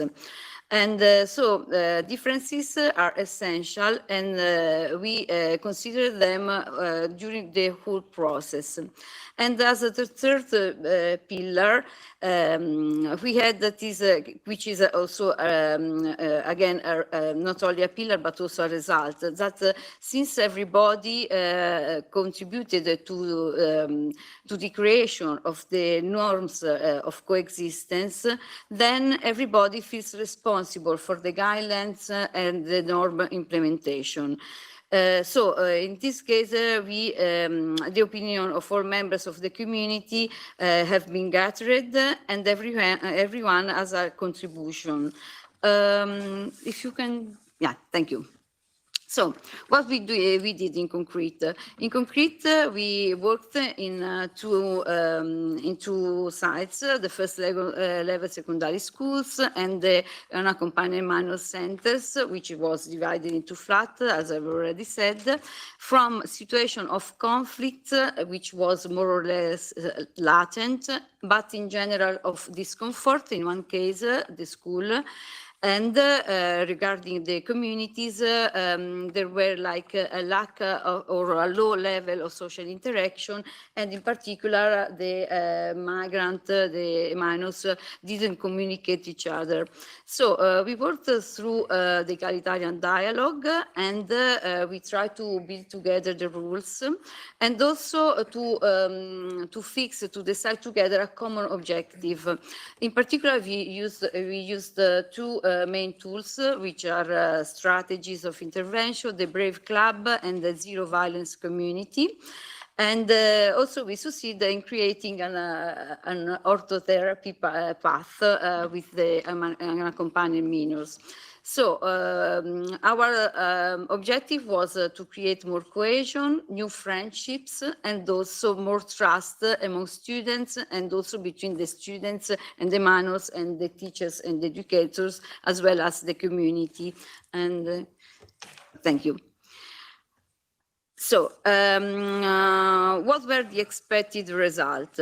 Of course, we wanted to build or reinforce emotional well-being and also to foster social integration, but in parallel to improve academic performance, which are the three main objectives of all our projects, of course. And so we expected that students will feel better at school and in classes, and they perceive all this environment as a safe and violence-free. And also we work to improve the coexistence and relationships inside and outside the class and the spaces, the common spaces. In particular, giving them or share with them tools to build positive relationships. We also try to provide participants with a way to defend themselves without violence. So speaking, sharing, creating a common meaning with other people, not only the classmates or the flatmates. And also we try to promote among students and flatmates the freedom to decide for themselves and to share their decision and to expect that their decision shared together would be respected. And this is what happened in particular. You can see in one case on your left, you can read what the students wrote together. For example, it's just an example, this one. It helped us to get to know our classmates better. So that means that they were not really in a real connection from a human point of view. They only shared the class. And after these activities, they shared experiences, they share feeling, moods, etc. And these students also write. Starting from Aesop's fables, we talked about everything, even personal relation, and created the rules that improve the relationship in our class. So this is a very important feedback. We received this kind of feedback also from teachers, not only from the students. In the other case, which is the case of the unaccompanied minors, you can see in the paper on your right, which is also translated into different languages. So it was also a good exercise from an academic point of view. They wrote A Good Living Coexistence, this is the title, and then what are the list of good living coexistence, the main ingredients: sharing good things, first of all, respect the personal sphere, don't leave others alone. So as you can see, we succeed in creating a free and non-judgmental environment in class, and also we build a good relationship among the students. And in respect of the academic results, of course, they have to discuss and also to use the Italian language, which was a foreign language for them. So they improved the knowledge of the Italian language. And in general, the climate inside the classroom and the flats was friendly, and of course they felt more welcomed. And as we know, also from the scientific result of all our project, Refugee-ED and IMMERSE, this has an impact also on the academic aspects. Thank you. Thank you, Tiziana. Next, we have Bilal Al-Mubarak. Bilal is the Chief Executive Officer of the Support Group Network, Sweden, a migrant-led organization initiated by refugees to support refugees on all levels, with a special focus on social inclusion, business empowerment, interculturality, and higher education inclusion. Bilal is also a doctoral candidate at the University of Barcelona, working to scale up the SCAs and MHPSS to conflict-affected populations in the Arab-speaking world. Over to you, Bilal. Thank you. Thank you, Fran. So in Sweden, basically, we have done the pilot in 3 different pilot sites with 3 different settings. The first one was in a city called Mondal, in a meeting point there, and the second one was in our intercultural center, the first intercultural center in Sweden. And then the third one was in the biggest asylum camp in the Nordic countries, which is called Restad Gård Asylum Accommodation Center. And if we move to the next one, in the 3 pilot sites, we have done both dialogical literary gathering, DLGs, and interactive groups, which I'm talking more closely today about. And the interactive groups, as you can see here, there is some small picture of it, and it is about creating small heterogeneous groups in regard to ability level, to gender, to culture, to ethnicity. So grouping students and children into those heterogeneous groups and using the resources that already exist in the community, which is making more collaborative and dialogical groups and education setting, instead of the traditional way, which is we have seen in our cities where we are implementing the pilot, for example, in schools. There are up to 30 students with only 1 teacher, so you can imagine which difference is being done there. You can take next. So interactive groups is basically the reallocation or rearrangement or reorganization of the class into those different groups, and here you can see it how it looks like in reality. When exploiting the resources that already existing by mobilizing people from the community, from the education community, volunteers, parents, and students themselves to be participating and taking a role in this education setting. And these are two pictures as you can see. If we go to the next picture, maybe you are wondering, take the previous one, about the impact that we have had after implementing these 2 activities or actions, both DLGs and interactive groups. We have basically seen that they both promote collaborative and dialogical learning, and they are raising expectations for students, and then they are positively affecting the mental health and well-being for students for another positive effect. So we took one after each other. The first one, we have seen that the learning process has increased the students' motivation and enthusiasm and led to better academic performance. We have seen it clearly. And then we have seen that this collaborative and dialogical and co-creational approach encouraged both not only teamwork, but also the feeling that the students are working together. It's not an individual success, but it's the success of the whole group. And then it's providing opportunities for peer learning. So they were learning from each other in a more simple way than doing from other or from the teacher, for example. And then it's also problem solving in this setting. And then we have also seen that it is breaking glass ceilings. And by this, we mean that children developed a deeper understanding of, for example, mathematical principles through those interactive exercises and discussions among them, while strengthening their communication and critical thinking skills. We have also seen that these practices constituted or contributed to additional support to their ordinary school lessons. And when it comes to the MHPSS, the mental health and the psychosocial support, we have seen that those actions are increasing the children's participation in learning activities. I will give more examples about this after explaining the whole picture, because it's when it comes to be living in an asylum camp, maybe for a longer period, then it's totally different from everyone's else life. You have too much limited resources, the uncertainty that you are, the whole family is living, and the journey and the trauma that maybe is accompanying the whole journey and what have been done in the home country and so on. And then the impact of the war, the losses of beloved ones and so on.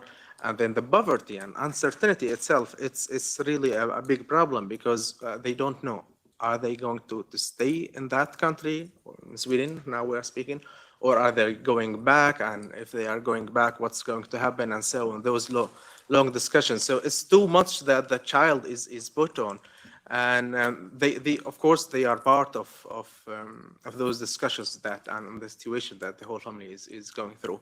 And this is leading to difficult consequences, that it's difficult to concentrate on learning, on being able to give more to their studies. And then they have also maybe lack of interest in education in general. But we have also seen that when our team is doing, they are addressing those needs in a very collaborative and closer way. It's contributing to a better performance.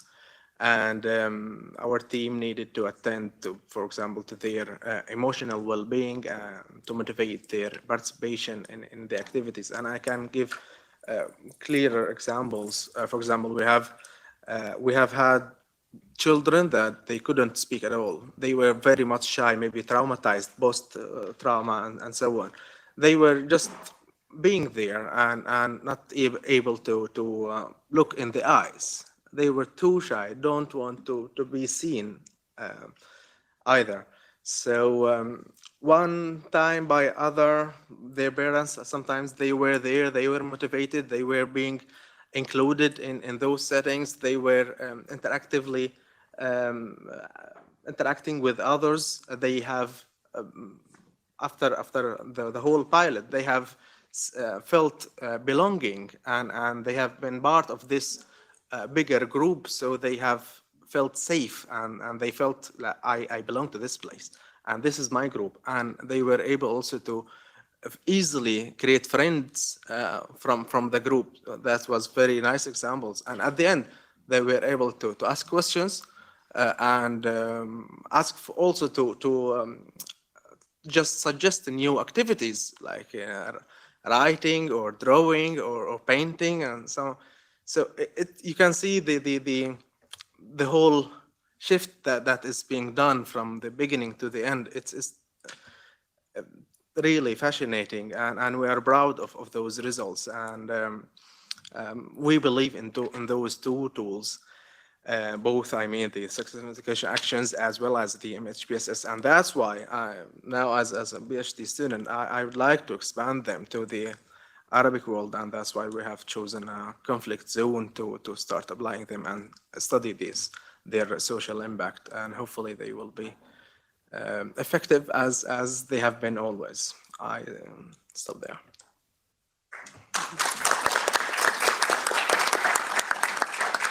Thank you, Bilal. Some really nice examples there as well. Thank you. Last but not least, we have Benjamin Menendez, who has been a Spanish language and literature teacher across secondary education centers in Spain since 1995. Over the years, he's held various leadership positions. He enjoyed a 4-year stay as a visiting professor in public schools in New York. Currently, he's a teacher at IES Alfonso II in Oviedo and a member and vice president of the Asturias Associación for Evidence-Based Education. Thank you very much, Benjamin. Thank you. Good afternoon, buenas tardes, buenas tardes in Asturian.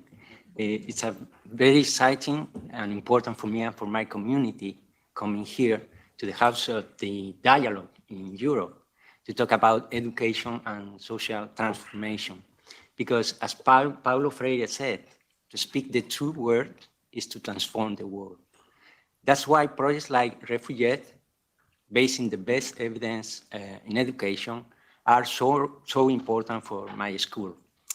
In 150 years, my school has achieved, for the first time, a very significant improvement in learning, coexistence, and social well-being for all people, including students in the most vulnerable situation like migrant students.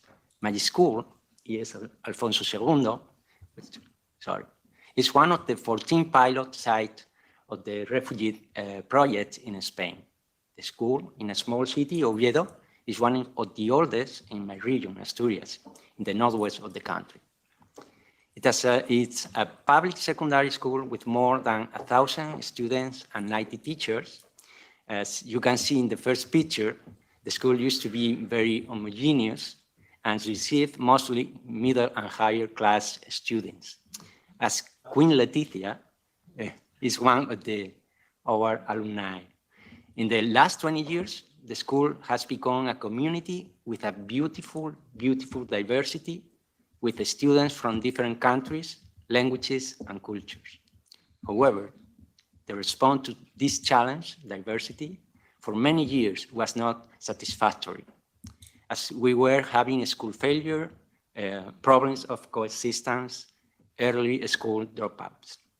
In the last 5 years, the dream of our community was to reach the highest standard for all, with action based on the best available evidence, the successful educational actions. I will refer to them as SEAs from now on. The first step was teachers training. We had dialogic pedagogical gatherings and talks given by researchers during the whole school year. The first SEA we conducted with the students was the tutored library. After school, Monday to Thursday, we offer a safe place with high expectation for all students with or without special need. Let me say hello, but that's good because they are there right now in this moment, studying and collaborating. The first step, the standing learning time is a welcoming place for everybody. And in this case, for refugee or migrant children who arrive in the middle of the school year. Of course, many of them come with immediate need to learn Spanish, and they can attend to the tutoring library to improve their interaction in Spanish. Many times, this is the first contact with the school, and there they can interact in an academic and friendly context with volunteers and peers. In the morning of the following day, they will find these people in their classroom or in the hallways. Some classmates, teachers, and volunteers will know them, call them by their name, and make their first day of school less overwhelming. And newcomers, they now know already what is going on in the classroom in academic terms, thanks to the tutored library.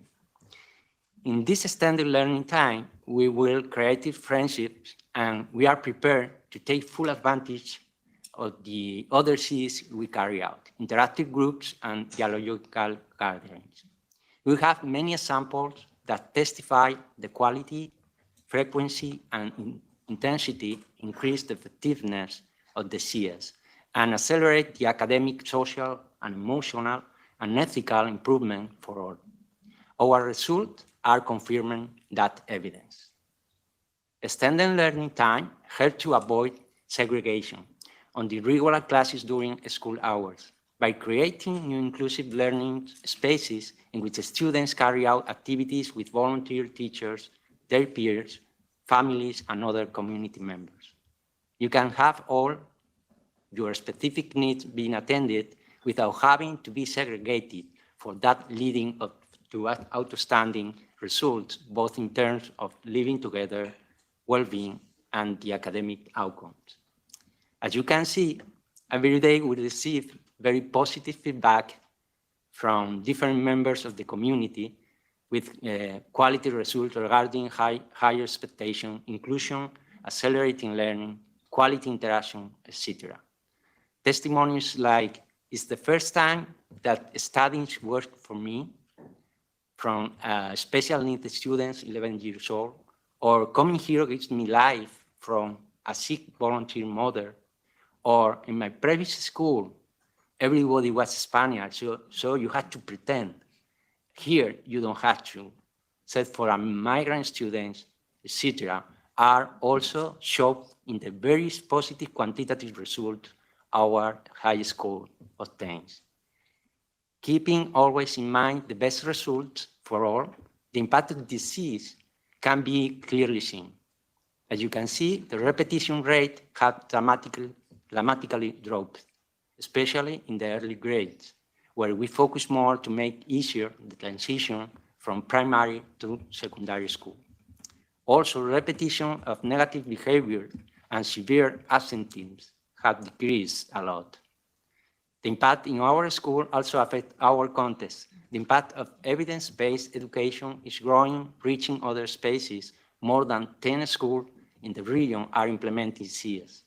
Learning communities are beginning to appear, which means that more schools are committed to implement, with the help of their community, evidence-based actions with social impact. Also, inter-school training networks have been created, with more than 500 teachers involved in 4 years. On the other hand, an association to promote evidence-based education has been created, is connected with other similar associations in Spain. We can also talk about political impact. Last year, the Regional Ministry of Education in Asturias has included the CS in its teacher training regulations, which extend the impact to more and more schools and communities consistently. Projects like refugee-ED make possible for us to practice egalitarian dialogue and evidence-based approaches. This way, and I conclude, we foster transformation networks, advance in inclusion, and build welcoming communities, ensuring every child's right to quality education. Thank you for that to the Refugee-ED project, and thank you all.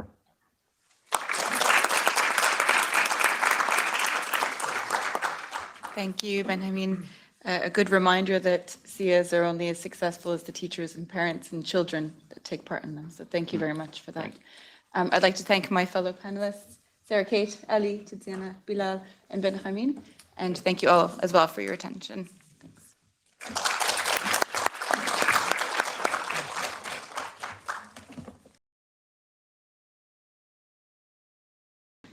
So thank you all. We are now transitioning to the third and final table of the conference, titled Experiences of Co-Creation, a Participatory and Inclusive Method, which will be conducted by Areti Bouraki. So, hello to everyone.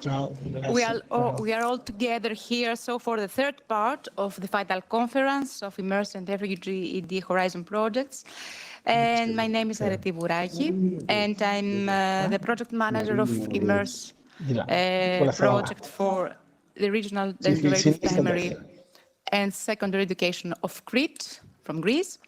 And for the next hour, we'll have the chance to go through a very interesting, collaborative, and mainly inclusive method that was founded in the core of both projects, IMMERSE and REFUGE-ED.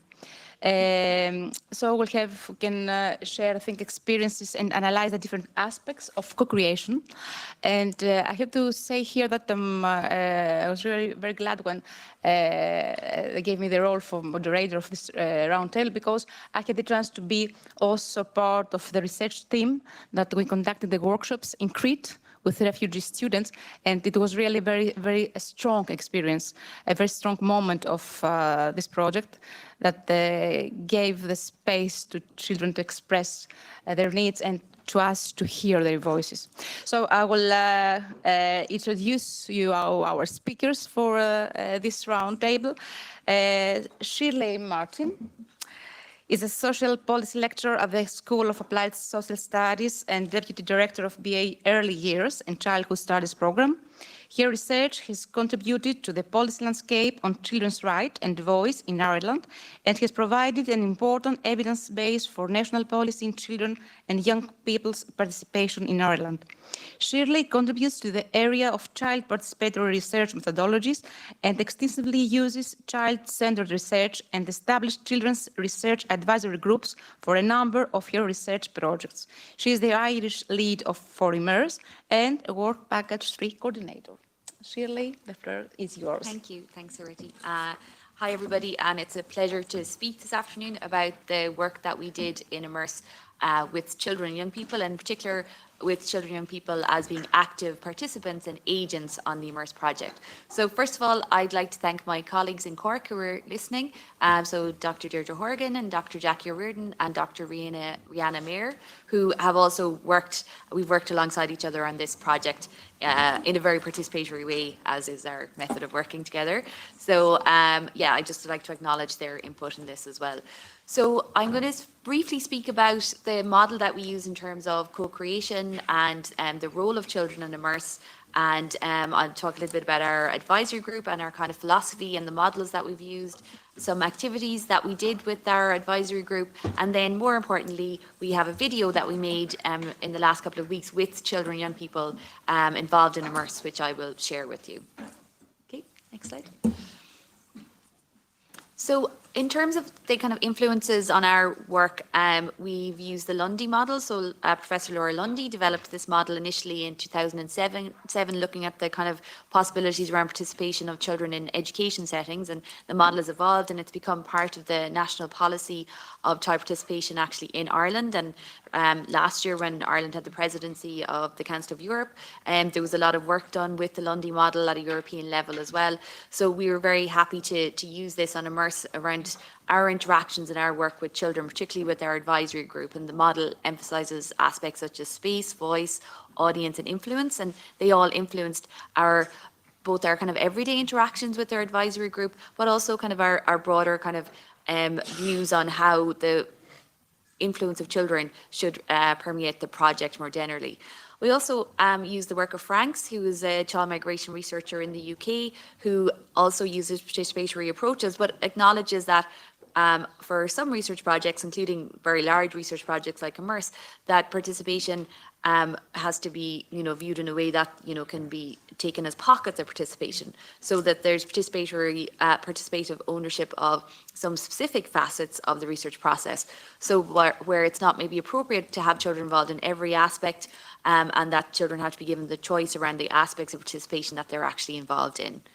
Next slide. So in terms of IMMERSE, as you've seen from the earlier panel, IMMERSE is a huge project and quite complex. There's quite a lot of work packages. So we worked with the Children and Young People's Advisory Group in a way that was collaborative. And again, we used Jerry Lansdowne's kind of influence there around collaborative research process with children that acknowledged that they're partners and influencers of our research process. They were involved in mainly in 6 of the work packages. So in terms of co-creation of the indicators, there was involvement of children, not just our advisory group, but broader groups of children to influence how that would look and the types of indicators that were used for the IMMERSE dashboard of indicators. In work package 3, which is the work package we've led in University College Cork, they were very involved in terms of data design, validation and data analysis. And there are 2 of the points that I'll come back to in a minute. In work package 2, they're also involved in design, and there's some work going on at the moment around young people's involvement in validation of the dashboard of indicators for IMMERSE. In Work Package 4, our Children's Advisory Group helped co-design the toolkit that's used for policy recommendations. And Work Package 5 is where our main work with our advisory group sits.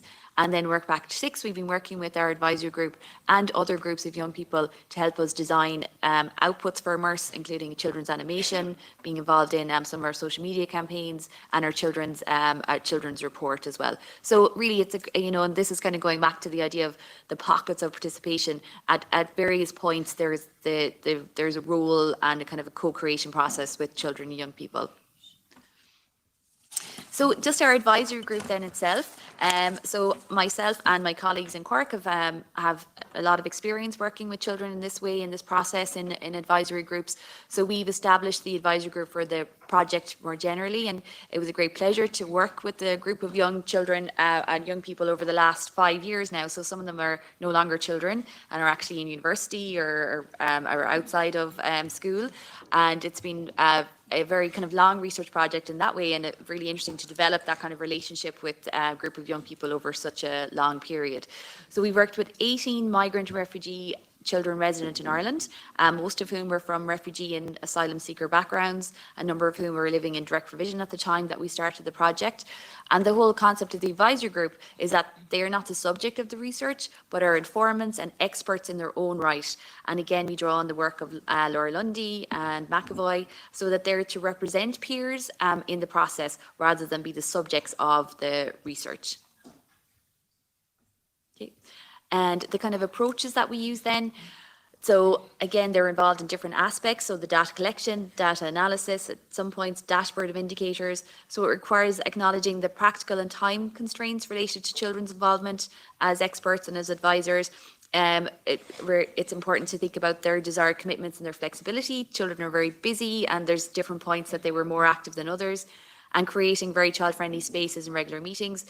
So we, had our meetings on Saturday mornings in UCC, and obviously we organised transport, creating very kind of participatory, child-friendly environments, and the importance of food, and the importance of compensation for young people involved in various ways.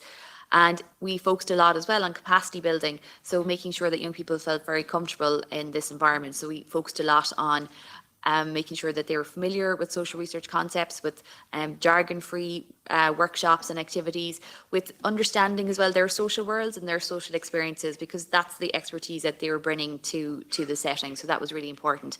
And we tried to support their own kind of social capital networks, so including things like getting them work experience when they were in school. They have to do that in Ireland if they're doing transition year, so supporting that. And we developed a CPD certification for them, for everybody that was involved, writing them references, for courses or for jobs, and really supporting them in whatever way that we can.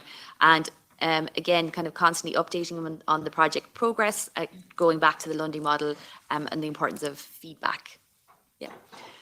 So just to give you some examples, these are some of the activities that our Young People's Advisory Group was involved in. So they were advising and informing the research process throughout. They were involved in developing, validating and piloting research materials, particularly our research questionnaires. And they were involved in some data analysis, which I'll touch on in a minute, and identifying themes for the qualitative research. And also they've been involved in some aspects of dissemination of the results, including the video that you'll see in a minute. So in terms of the validation of the questionnaires, so this was, they had a kind of key role in this. They were the first young people to obviously look to pilot the questionnaires, but even previous to that, they helped us look at the questions and help define and validate and pilot some of the questions that were being used. They were treated in the same way that other experts were. We had a Delphi group for the questionnaire, where we engaged with experts around Europe to validate our research instruments, and the SciPag also were treated as experts, and they also looked at the questionnaire in the same way as the Delphi group, looking at the clarity of the questions, whether they were adequate, suggestions for improvement, and these were taken on board. So for instance, they were very concerned about how COVID was being dealt with in the survey.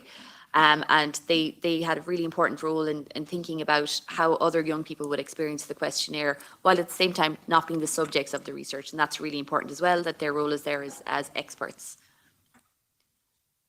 So one of the other aspects of the project they were involved in was the data analysis.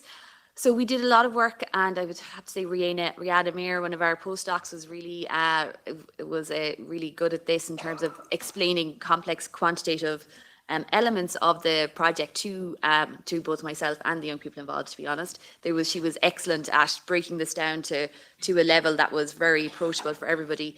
And she designed some really interactive workshops around explaining data and explaining how you'd analyze the data and how you understand relationships and variables, and over really a kind of meetings over a period of about a year, and worked with young people around this. And some of it was really interactive, like cutting up the questionnaire and developing different relationships using Lego, using different types of metaphors and ideas. And so there's some of the outputs that you can see in some of the pictures that the children themselves designed around collecting data and thinking about visualizing the data. And this process went on, as I said, for over a year. So we met with them twice a year. And this particular process around data analysis really took quite a long time and was as interactive and as child-friendly as possible. So they identified particular sets of relationships that they were actually interested in exploring. And then we actually did that analysis and took that data back to them. And the next workshop was around actually engaging with that, and that some of that is now fed into our main stage data analysis for IMMERSE, which is really interesting. They were particularly interested actually in age and gender and those intersectionality aspects of childhood. Of course, it's young migrants themselves, they experience that in their everyday, so their own experiences really fed into our understanding and our like what we felt was important as well for the data analysis.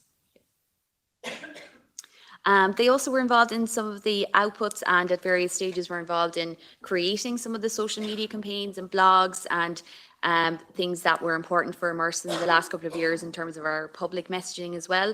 And they also helped us design some of the child-friendly outputs that are going to be released from under the project. So we're almost finished animation based on IMMERSE and based on the outputs and child-friendly reports. I think there's one piece missing there. They also helped us to create a response to the Irish national policy on anti-racism in 2023. We did a policy submission with them, and they had co-author a book that's going, or sorry, a chapter in a book that's going to be out next year in the Oxford Handbook of Research Methodologies. Next one, yeah. And then just in conclusion, projects like IMMERSE can really contribute to policy grounded in children's realities and produce more responsive policies and services. The challenges are things like the costs of running these advisory groups is actually very expensive, because you obviously have to compensate children in terms of their travel and food, and reward them at different points of the year if they're very involved in projects. And the logistics is very important. Recognition of their involvement is important, ensuring that the kinds of activities are appropriate and sensitive to their needs, particularly vulnerable children. But they can also offer as a way to conduct rights-informed research, which is meaningful for children, and particularly for enabling voices of migrant children. So what I'm going to do now is I'm going to show you a video that we made with some of the, so we've got 2 members of our advisory group in the video, and then we have also a young person, Faith, from a school, and we've been working with this school over the last kind of 15 months as well. And they've done things like they've taken over our Instagram account. They've really helped us with kind of creating some of our dissemination materials and piloting things like our policy workshop as well. And the Faith also was involved, was one of the young people who's been involved as doing some work experience on the project as part of her own school experience. And then the 4th person is Bushetta, who's a young migrant who did an internship with us.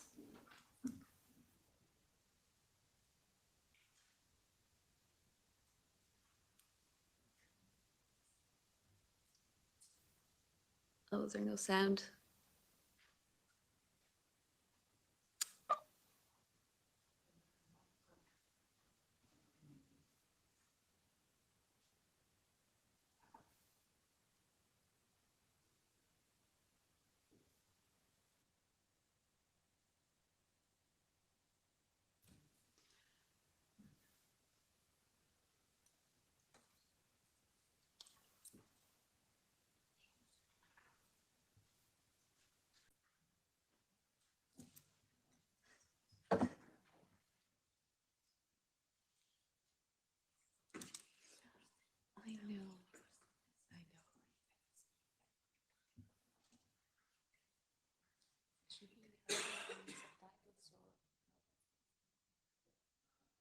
Unless there's Prasanna would go and then if it's fixed, yeah. I think we could watch this video at the end of the round table maybe and go on with the next speaker. Or if, do you think it's okay? Yes, so we'll continue, then we'll have the video at the end of the panel.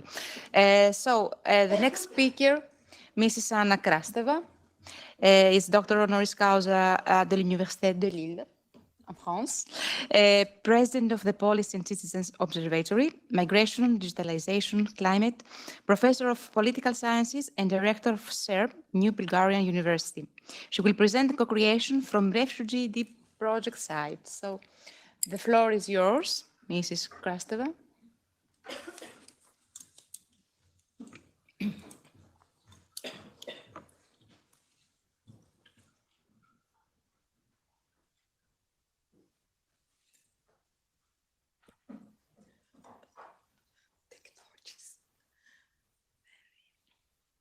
Next.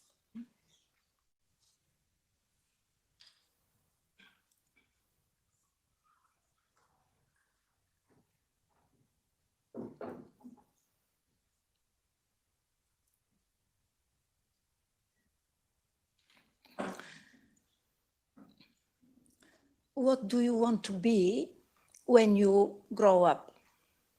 The most trivial question, the most tragic answer. We do not grow up, they kill us as children.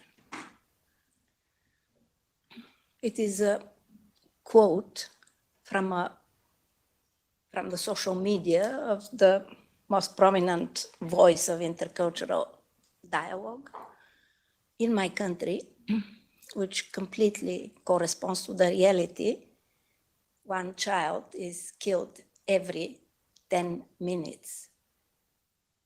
I wrote this slide yesterday evening, and this morning I was told that one child is killed every 6 minutes, just in one of the conflicts.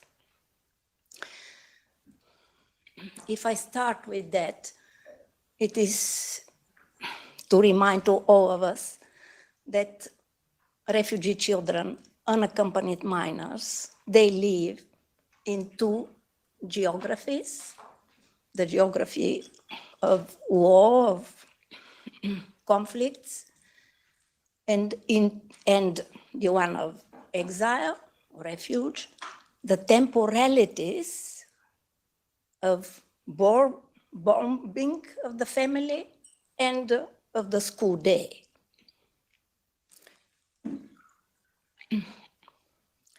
And how to deal with this trauma in the very specific context of transit. This is one of the major challenges of countries like mine, or of our team, Bulgaria. The second huge challenge we discussed briefly also with the chair of LIBE, national populism. I can't think of a country today where there is no populism today, but fortunately not in all countries populism is mainstreamed. But this is the case of my country. Mainstream, just to give you one simple example of our project, when we asked the Governmental Agency for Refugees for access to the safe zones with unaccompanied minors, they wanted that the term integration, which is part of the name of the project, be deleted. They did not want even the Agency for Refugees to accept in an official letter. So we had to translate in a very creative way also the concept. Nothing original per se of this national populism, which is what we call in political science jargon, exclusive intersectionality. So they are both anti-minorities and anti-migrants, also with anti several other things, but these are the two anti, which are very relevant to our project, because in almost all of our schools where there are refugee children, there is a higher percentage, much higher than in the average of the population, Roma children, so the biggest minority in the country. The second element relevant to our project, there are 2 safe zones for unaccompanied minors now in Sofia we worked with, and the third one is under construction in one town, and we already had the fieldwork there. And because there is a refugee camp there, all political campaign of the far-right parties, they start by this small town, all political campaigns, so that for European elections, for local elections, for national elections, etc. And so create the context within which we have to deal with migrants integration. What to do in this context?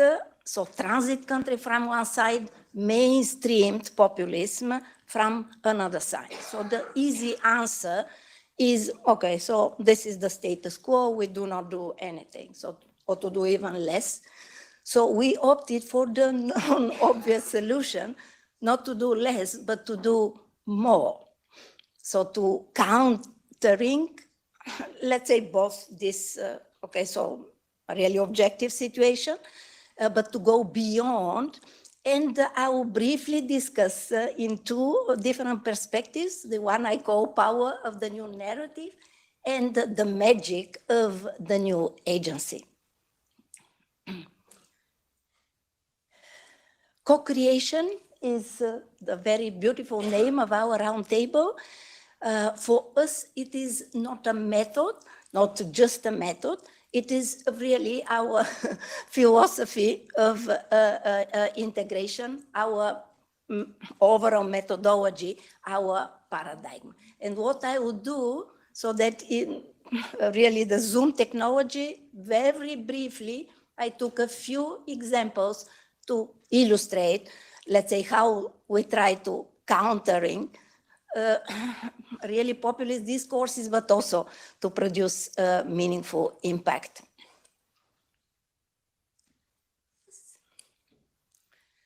Again, just a few examples. What and who was and still is and will be our major asset? Dear leader, and our Spanish or Catalan or whatever friends, let's say the narratives of your successes of transforming a school or schools with very high level of the diversity into successful schools was really the biggest, the most impactful narrative, because it is a narrative of transformative change, that a change is possible. It really counters very strongly the realities, not only the discourses, but the realities in my country, where if the percentage of Roma children increases in a school, the Bulgarian parents, let's say with their children, they leave the school. And if plus the Roma, okay, so that they are the refugees, so that several actors, they do consider these schools as a lost school. And if you show them evidence-based that this is not a condemnation, it could be an opportunity, it was really an amazing, let's say, message for educators, for the teachers, because they did not believe either, for the civil society organizations, for the policymakers. We are still at the real beginning of the road. But really, ya están diciendo el autobús. Me han dicho que... okay, dialogues could be challenging. Next one.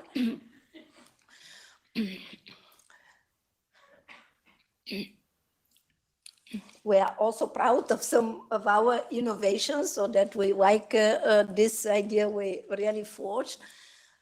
We call it green bridges as it is as intercultural gardens, or the other way around, so that it is we plant with the kids and the teachers, but mainly with the kids, plants and flowers and small trees. And after that, we have the schools and the kids organize cultural programs. And also that one small, very touching example within one of those programs, one refugee boy with another boy, Bulgarian, with specific needs.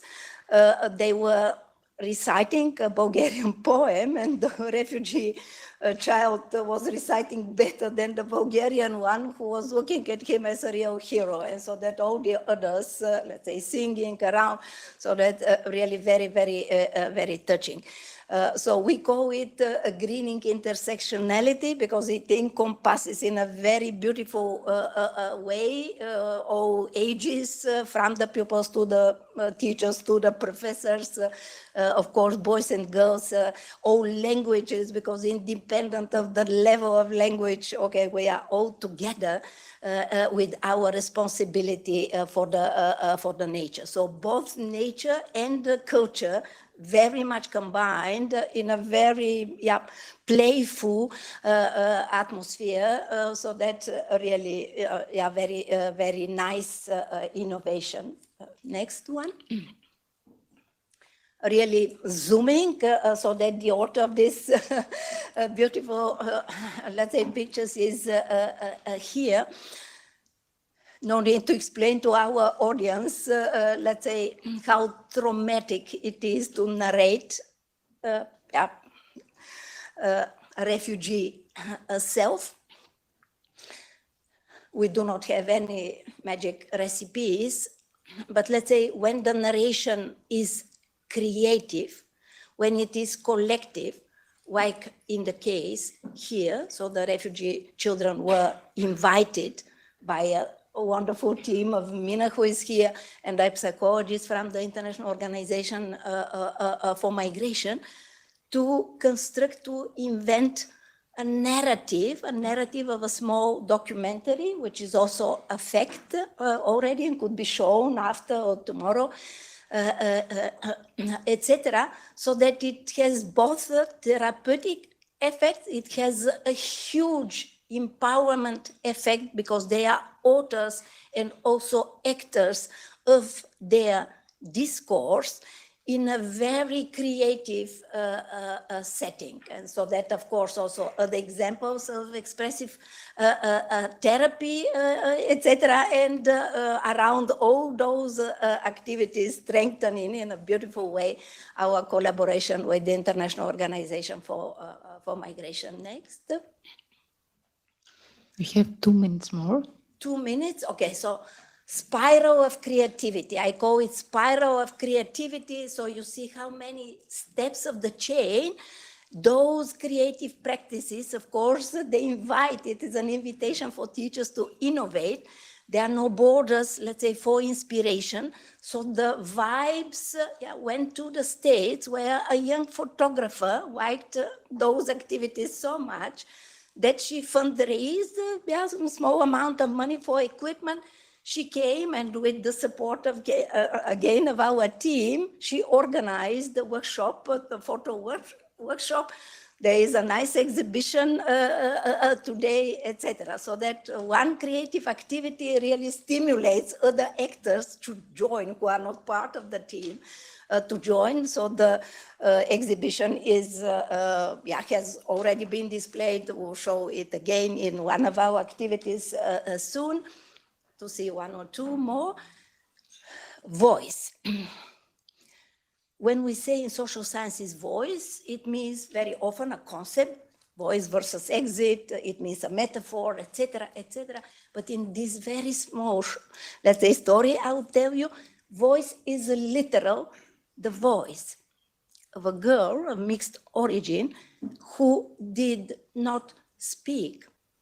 And in one of the interactive groups, which was on a specific subject, my colleagues are here could give more details.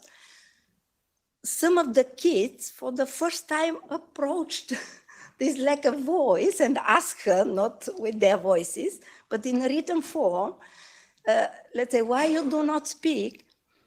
And she, for the first time, responded to those pupils in the interactive groups, not to the psychologists, not to the teachers, etc., that in fact she can speak, but she does not speak because she is ashamed of the sound of her voice. So once this revelation became a fact, already more professional actors like psychologists entered the game, etc. But really the creativity, I call it magic of interactivity, of trust, of friendship, where the kids were more innovative and creative than the professional because they produced the trigger.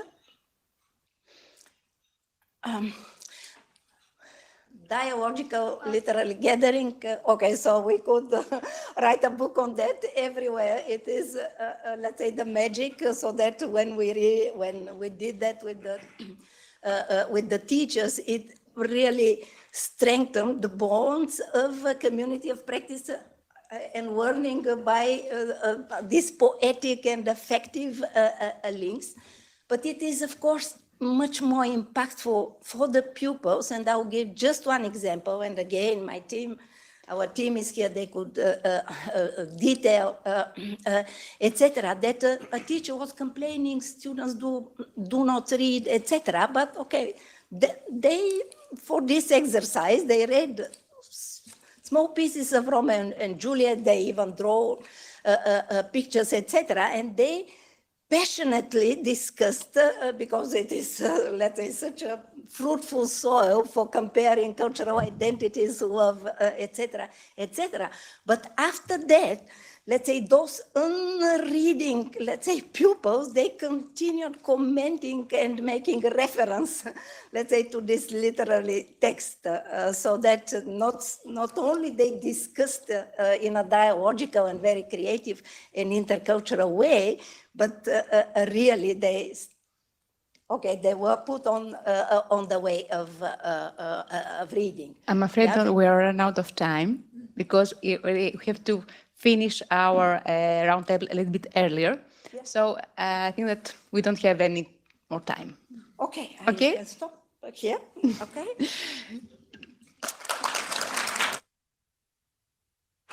Thank you very much. It's a pity that we can't have all these details, but we are really with the time. We're not so good to the time. So we'll go directly to the next speaker. So Farzana Islam is co-founder of and current executive director of Active Citizen Europe in Belgium, working on European Commission funded Horizon 2020 projects, IMMERSE, as well as New ABC, that focus on the social and educational integration of migrant and refugee children. She has a broad range of experience in the civil society and non-profit sectors across 4 continents, working to advocate for those in challenging circumstances and engaging multiple stakeholders in inclusive and participatory dialogue. She's also a passionate educator and has various times taught courses and delivered guest speeches on cultural awareness and inclusion. Farzana, the floor is yours for a little less than 12 minutes. I was told 5 minutes. But okay, thank you very much for the introduction. I know it's been a very long afternoon, so I can condense my bits. I'm very pleased to have been working with this IMMERSE project because it has been a fantastic opportunity to really involve children in our actual research and our actual policy formulation. So I think I'm going to try and bring this quickly full circle back to IMMERSE, to this topic of co-creation. A lot of my colleagues have mentioned it throughout the afternoon, so you're very well aware now of the different kinds of activities that are involved, the different groups, so I'll just go through it very, very quickly to give you an idea of what we did on this project. So the overview is that the objectives of this whole co-creation process, there's 3 key ones. I'm going to read them because it's late and I don't remember. So to develop policy recommendations based on our qualitative and quantitative results, as well as the best practices that have been garnered through, our hub, other professionals that were mentioned previously by colleagues, to include children's voices in the whole process, and finally, to maximize this process of co-creation. It's important to mention that throughout the whole process, especially as Shirley had mentioned with CPAC, for example, co-creation has a lot to do with involving children and really listening to their voices throughout an entire process. So there's nothing that's top down. It's really a sort of trickle up endeavor on our parts. To the extent that we could, we've also co-created with others in the community. So although children's voices were really paramount, obviously, as the research question is about children's integration, we involved as much as possible their communities, the communities around them. So, friends, siblings, parents, teachers, heads of school, sometimes after school workers, sometimes social workers. So we've really had a chance to interact and engage with a whole stream of experiences and thoughts on what are directly impactful for the children that we are working with. The key thing with co-creation with children, however, still remains children's voices, and that should be the key takeaway for the IMMERSE project. We have worked really hard to incorporate children's voices so that even the indicators that we used in our surveys of those, nearly 30,000 students were basically harvested from information with focus groups and the like from children themselves in the earlier stages. So it's been a very feedback loop type of process with children. Some of the values that we have kept really front and foremost as facilitators of this co-creation process are in the stars above, but it basically has to do with keeping a very open mind and an open space for children to really speak, to feel they can speak sincerely and honestly. Sometimes there are challenges, teachers are present or whatever, but the whole process was geared that way. Okay, so in total, for this consultation that we did for our policy recommendations in the 6 countries that we did our research on, we had approximately 250 children that we worked with. That's very distracting, Shirley. Okay, 2 minutes. 250 children who fed back directly into this finally consultative process. Each of the partners who did the research in the 6 countries designed their own activities. It was based on the students they had access to, the composition of the groups, the amount of time available, etc. It included a range of activities that were essentially interactive. So there were focus groups, there were informal discussions, brainstorming, all kinds of things. And we'll run through the next 5 slides, I think, that just have a few photographs of different activities in progress, and all of the details about the kind of activities that specifically were done. Please consult the IMMERSE website if you'd like to hear more about it. You can just go through those. So it's brainstorming, ideas. Yeah. Okay. Finally, I'll just mention a word about our experience here in Belgium, because we also did one of the processes for consultation. And we worked with an OCAN class. So OCAN is in the Dutch education system, it's the language immersion class for newcomers. So we worked just with migrant children, migrant background children. And our findings were very reassuring, really, because although we had difficulty getting schools involved in the project because, COVID, overall there was a very overwhelming interest and support from the heads of school down to the students to have this kind of process available. And so where we were able to exploit the opportunities, we found that teachers and students were extremely open to creating this space where dialogue was possible, where brainstorming was possible, where dissenting voices or opinions could be safely expressed. It was really a very telling experience, and the takeaway is that children really deeply appreciate having the opportunity to express their selves, to express their needs, to not be dictated to, but to be able to really speak their minds and have us take on board, with the importance that it merits, what they say. Final slide, please, I think. So a few examples of the policy recommendations that we sort of harvested from these consultations across the countries.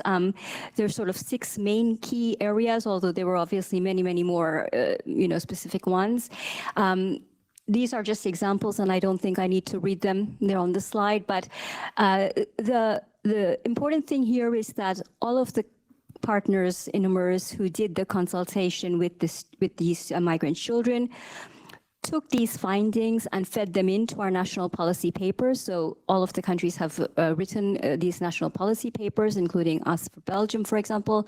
And all of these recommendations will also feed into EU policy recommendations. So to conclude, the children who were told, when we explained what this was all in aid of and what we would do with their responses. They were told that we would be actually taking it to the Commission and the Parliament and the Council and whoever would be reading it, and there would be a lot of people. The children were really proud to know that their voices could be carried, and it was an eye-opening experience for them, and hopefully it will also open for them possibilities of civic engagement down the future. But this is a fantastic place to be starting, so that should be a takeaway. Thank you. Thank you very much, Farzana. So next speaker, Adam Ghani, is a migration expert who works for Save the Children in Sweden. As a refugee from Syria, he started a movement to train refugees to lead community activities and initiated the support group network, the first refugee-led organization in Sweden. He's also a member of the EU Commission expert group on migration, asylum, and integration. Thank you very much. Thank you so much. I think I will talk about co-creation from migrant perspective, and I don't need to advocate co-creation. I think all my colleagues talk about the importance of co-creation. But I will talk from personal experience from my kids, for example, when he have difficulties eating vegetables, but he have no problems eating from the garden, that we plant in our house, that he helped to plant. He feel that he owned that these vegetables, and he will eat all of them. So I mean, and also I will refer to, I think, Gandhi, who said that if you do things for me without me, you do it against me. So we have to always remember that co-creation is not something that we give to the target group. This is not something that we offer. I will link that also to the European Commission Action Plan on Integration that launched in 2021 until 2026, where we have 2 elements on education linked to our project to refugee-ed. The first element, it's that how we can equip our classrooms in Europe to become more multicultural, multilingual, how we can equip our teachers with tools to make sure that we have an equity in education for all the children, native or migrant, in classrooms. In the same time, the second element of this integration plan, action plan on integration, talk about participation, the importance of involving the migrant community, the importance of involving the children and their parents, in any process. Education is not an exception. In all integration processes, we need to make sure that co-creation is a fact when we do any action, because it's, as we heard today, integration is not a one-way road. It's a tango, take two, you know. So we have to make sure that is involved. But here also I want to highlight that when we talk about co-creation, often we put ourselves always as an experts, you know. And I think here where we fail when we discuss integration, and we had that a lot in our project in refugee-ed, you know, making sure that you know when we co-create with families, with children, for example, when you have to set not only the principles that you put in your last slide is exactly what we always try to advocate for, plus that we need to make sure that the families, the children, or any kind of target group that we co-creating with, they have the same level of understanding of what we're doing, because they're gonna have more responsibility. That means that we have to provide them with the right information, tools, and resources to be an equal. We have also to understand that always, you know, and this is what we did in refugee-ed, for example, when parents, for example, realized that co-creation is not only about listening to them, to their problems. When they realize the moment they realize that it's not we're asking what is your problem, directly they start to talk about problems and solutions. They start to present, even when we did the first stage of the project, where we're doing like barriers, they were telling us their problems, communicating with schools, you know, their children not being able to fit, belonging. They were suggesting directly solutions because they have thought about it. They are the experts. We as professionals, we are facilitators of these action. They are the experts. They are the most near to a problem, and they know what works and what doesn't work. So we have to, you know, always take in account that when do co-creations, to make sure that we treat them as experts, make sure that they are part of the process from the start, from the planning to the implementation, ending with evaluation. Thank you so much. Thank you. Thank you very much. You said it all. So I will give the floor to Michaela Lonardi. So to conclude for 2 minutes, I think. One slide. Okay. Thank you very much. Sorry.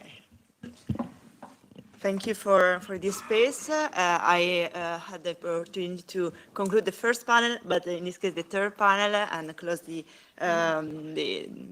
today's intervention. I would like to show you only just the last slide with the policy recommendation that we address to EU institutions and the school sectors. So go ahead. Ahead. Okay. There is no time for this, but all this information are available in the EU policy paper that it's available on our website. So it has been published recently. So what I would like to share in this last 1 minute of this panel, and I think it's also in line with what we shared during the whole presentation, and our colleagues also from our refugee team, is that we need at EU level a common model of inclusion based on a child-centered inclusive approach, where cultural diversity is considered a resource that can benefit all the communities. Of course, data are fundamental. We, as IMMERSE team, stress the importance of having an harmonized data collection system across all countries, because data are fundamental to formulate policies that can work and be effective once applied and implemented. They can effectively change the life of migrant background children. In order to be effective, it's important that we recommend to all EU institutions and member states to guarantee the right to education to all migrant background children. And this means guaranteeing them the access to high quality education, immediate access to legal documents, immediate enrollment in schools, as well as having opportunity to socialize with peers, to access language courses and also professional training. it's important to implement the action plan on integration and inclusion, already mentioned by my colleague from Save the Children Sweden. And we also ask for specific plan for the integration of migrant background children that take into consideration the different groups of migrant background children, from refugees to asylum seekers to unaccompanied minors and so on.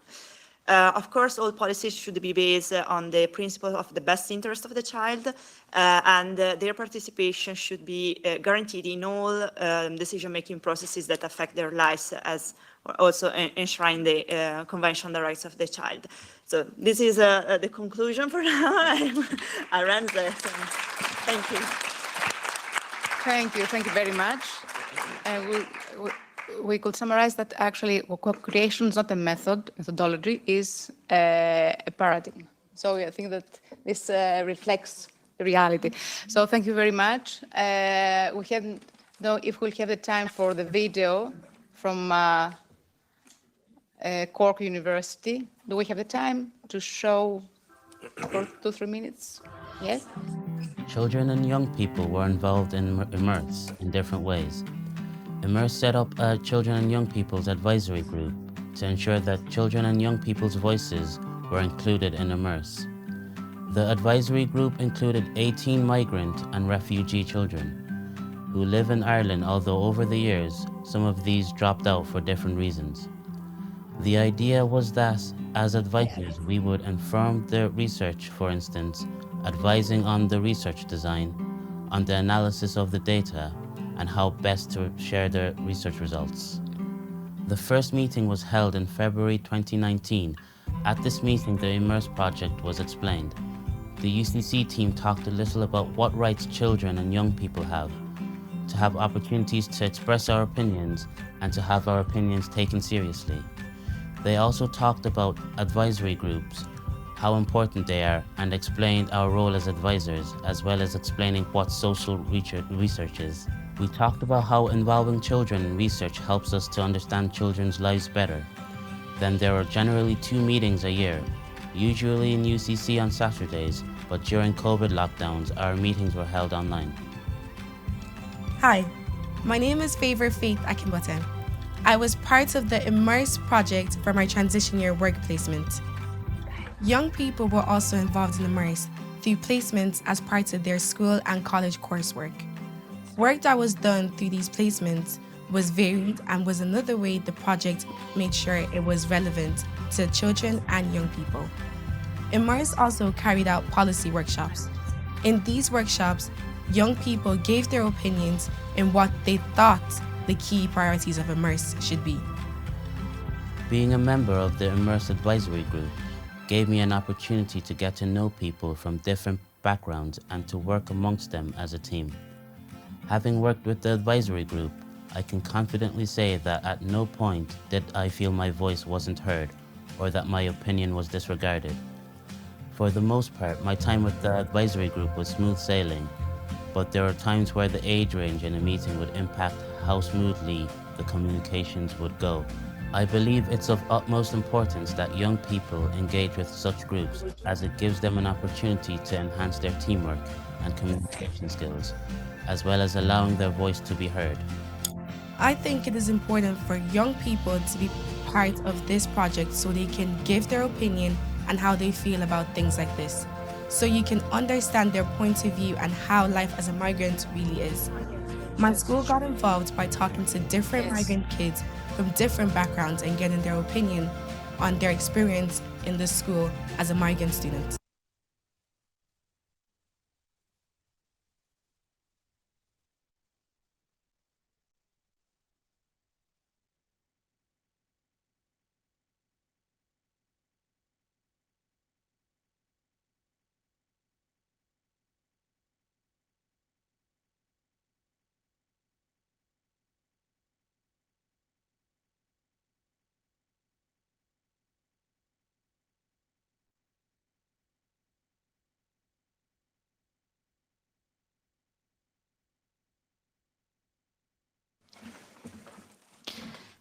So thank you again to all the speakers. Now we are approaching the end of the event. Dr. Emilia Aiello, KMC Chair of refugee Project, will share some concluding remarks. Emilia Aiello Cabrera is Ramón y Cajal Research Fellow at the Department of Sociology at the Universidad Autónoma de Madrid. Between 2019 and 2022, she was EU Marie Curie Fellow at Harvard Kennedy School of Government and Universidad Autónoma de Barcelona. Thank you, Maria. Well, more than concluding remarks, I just say congratulations to all of you. Congratulations, Mercedes. Congratulations, Teresa, for the excellent work that we have all done during these 3 long years.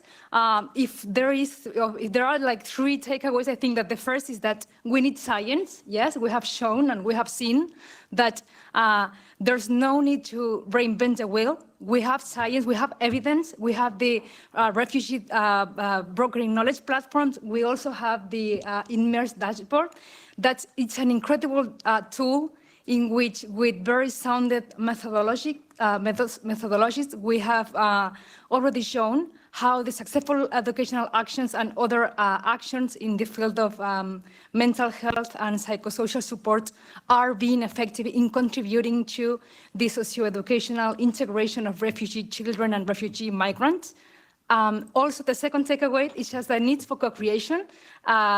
We know that we need to do what we are doing today, work together, work researchers, policymakers, stakeholders from NGOs, families, and of course, children. And third, fundamental rights. We know that education is a fundamental right that cannot be neglected. And as the MEP, Juan Fernando López Aguilar said, if there is a will, there is a way. So congratulations to all of us, and let's continue the conversation outside. Good afternoon.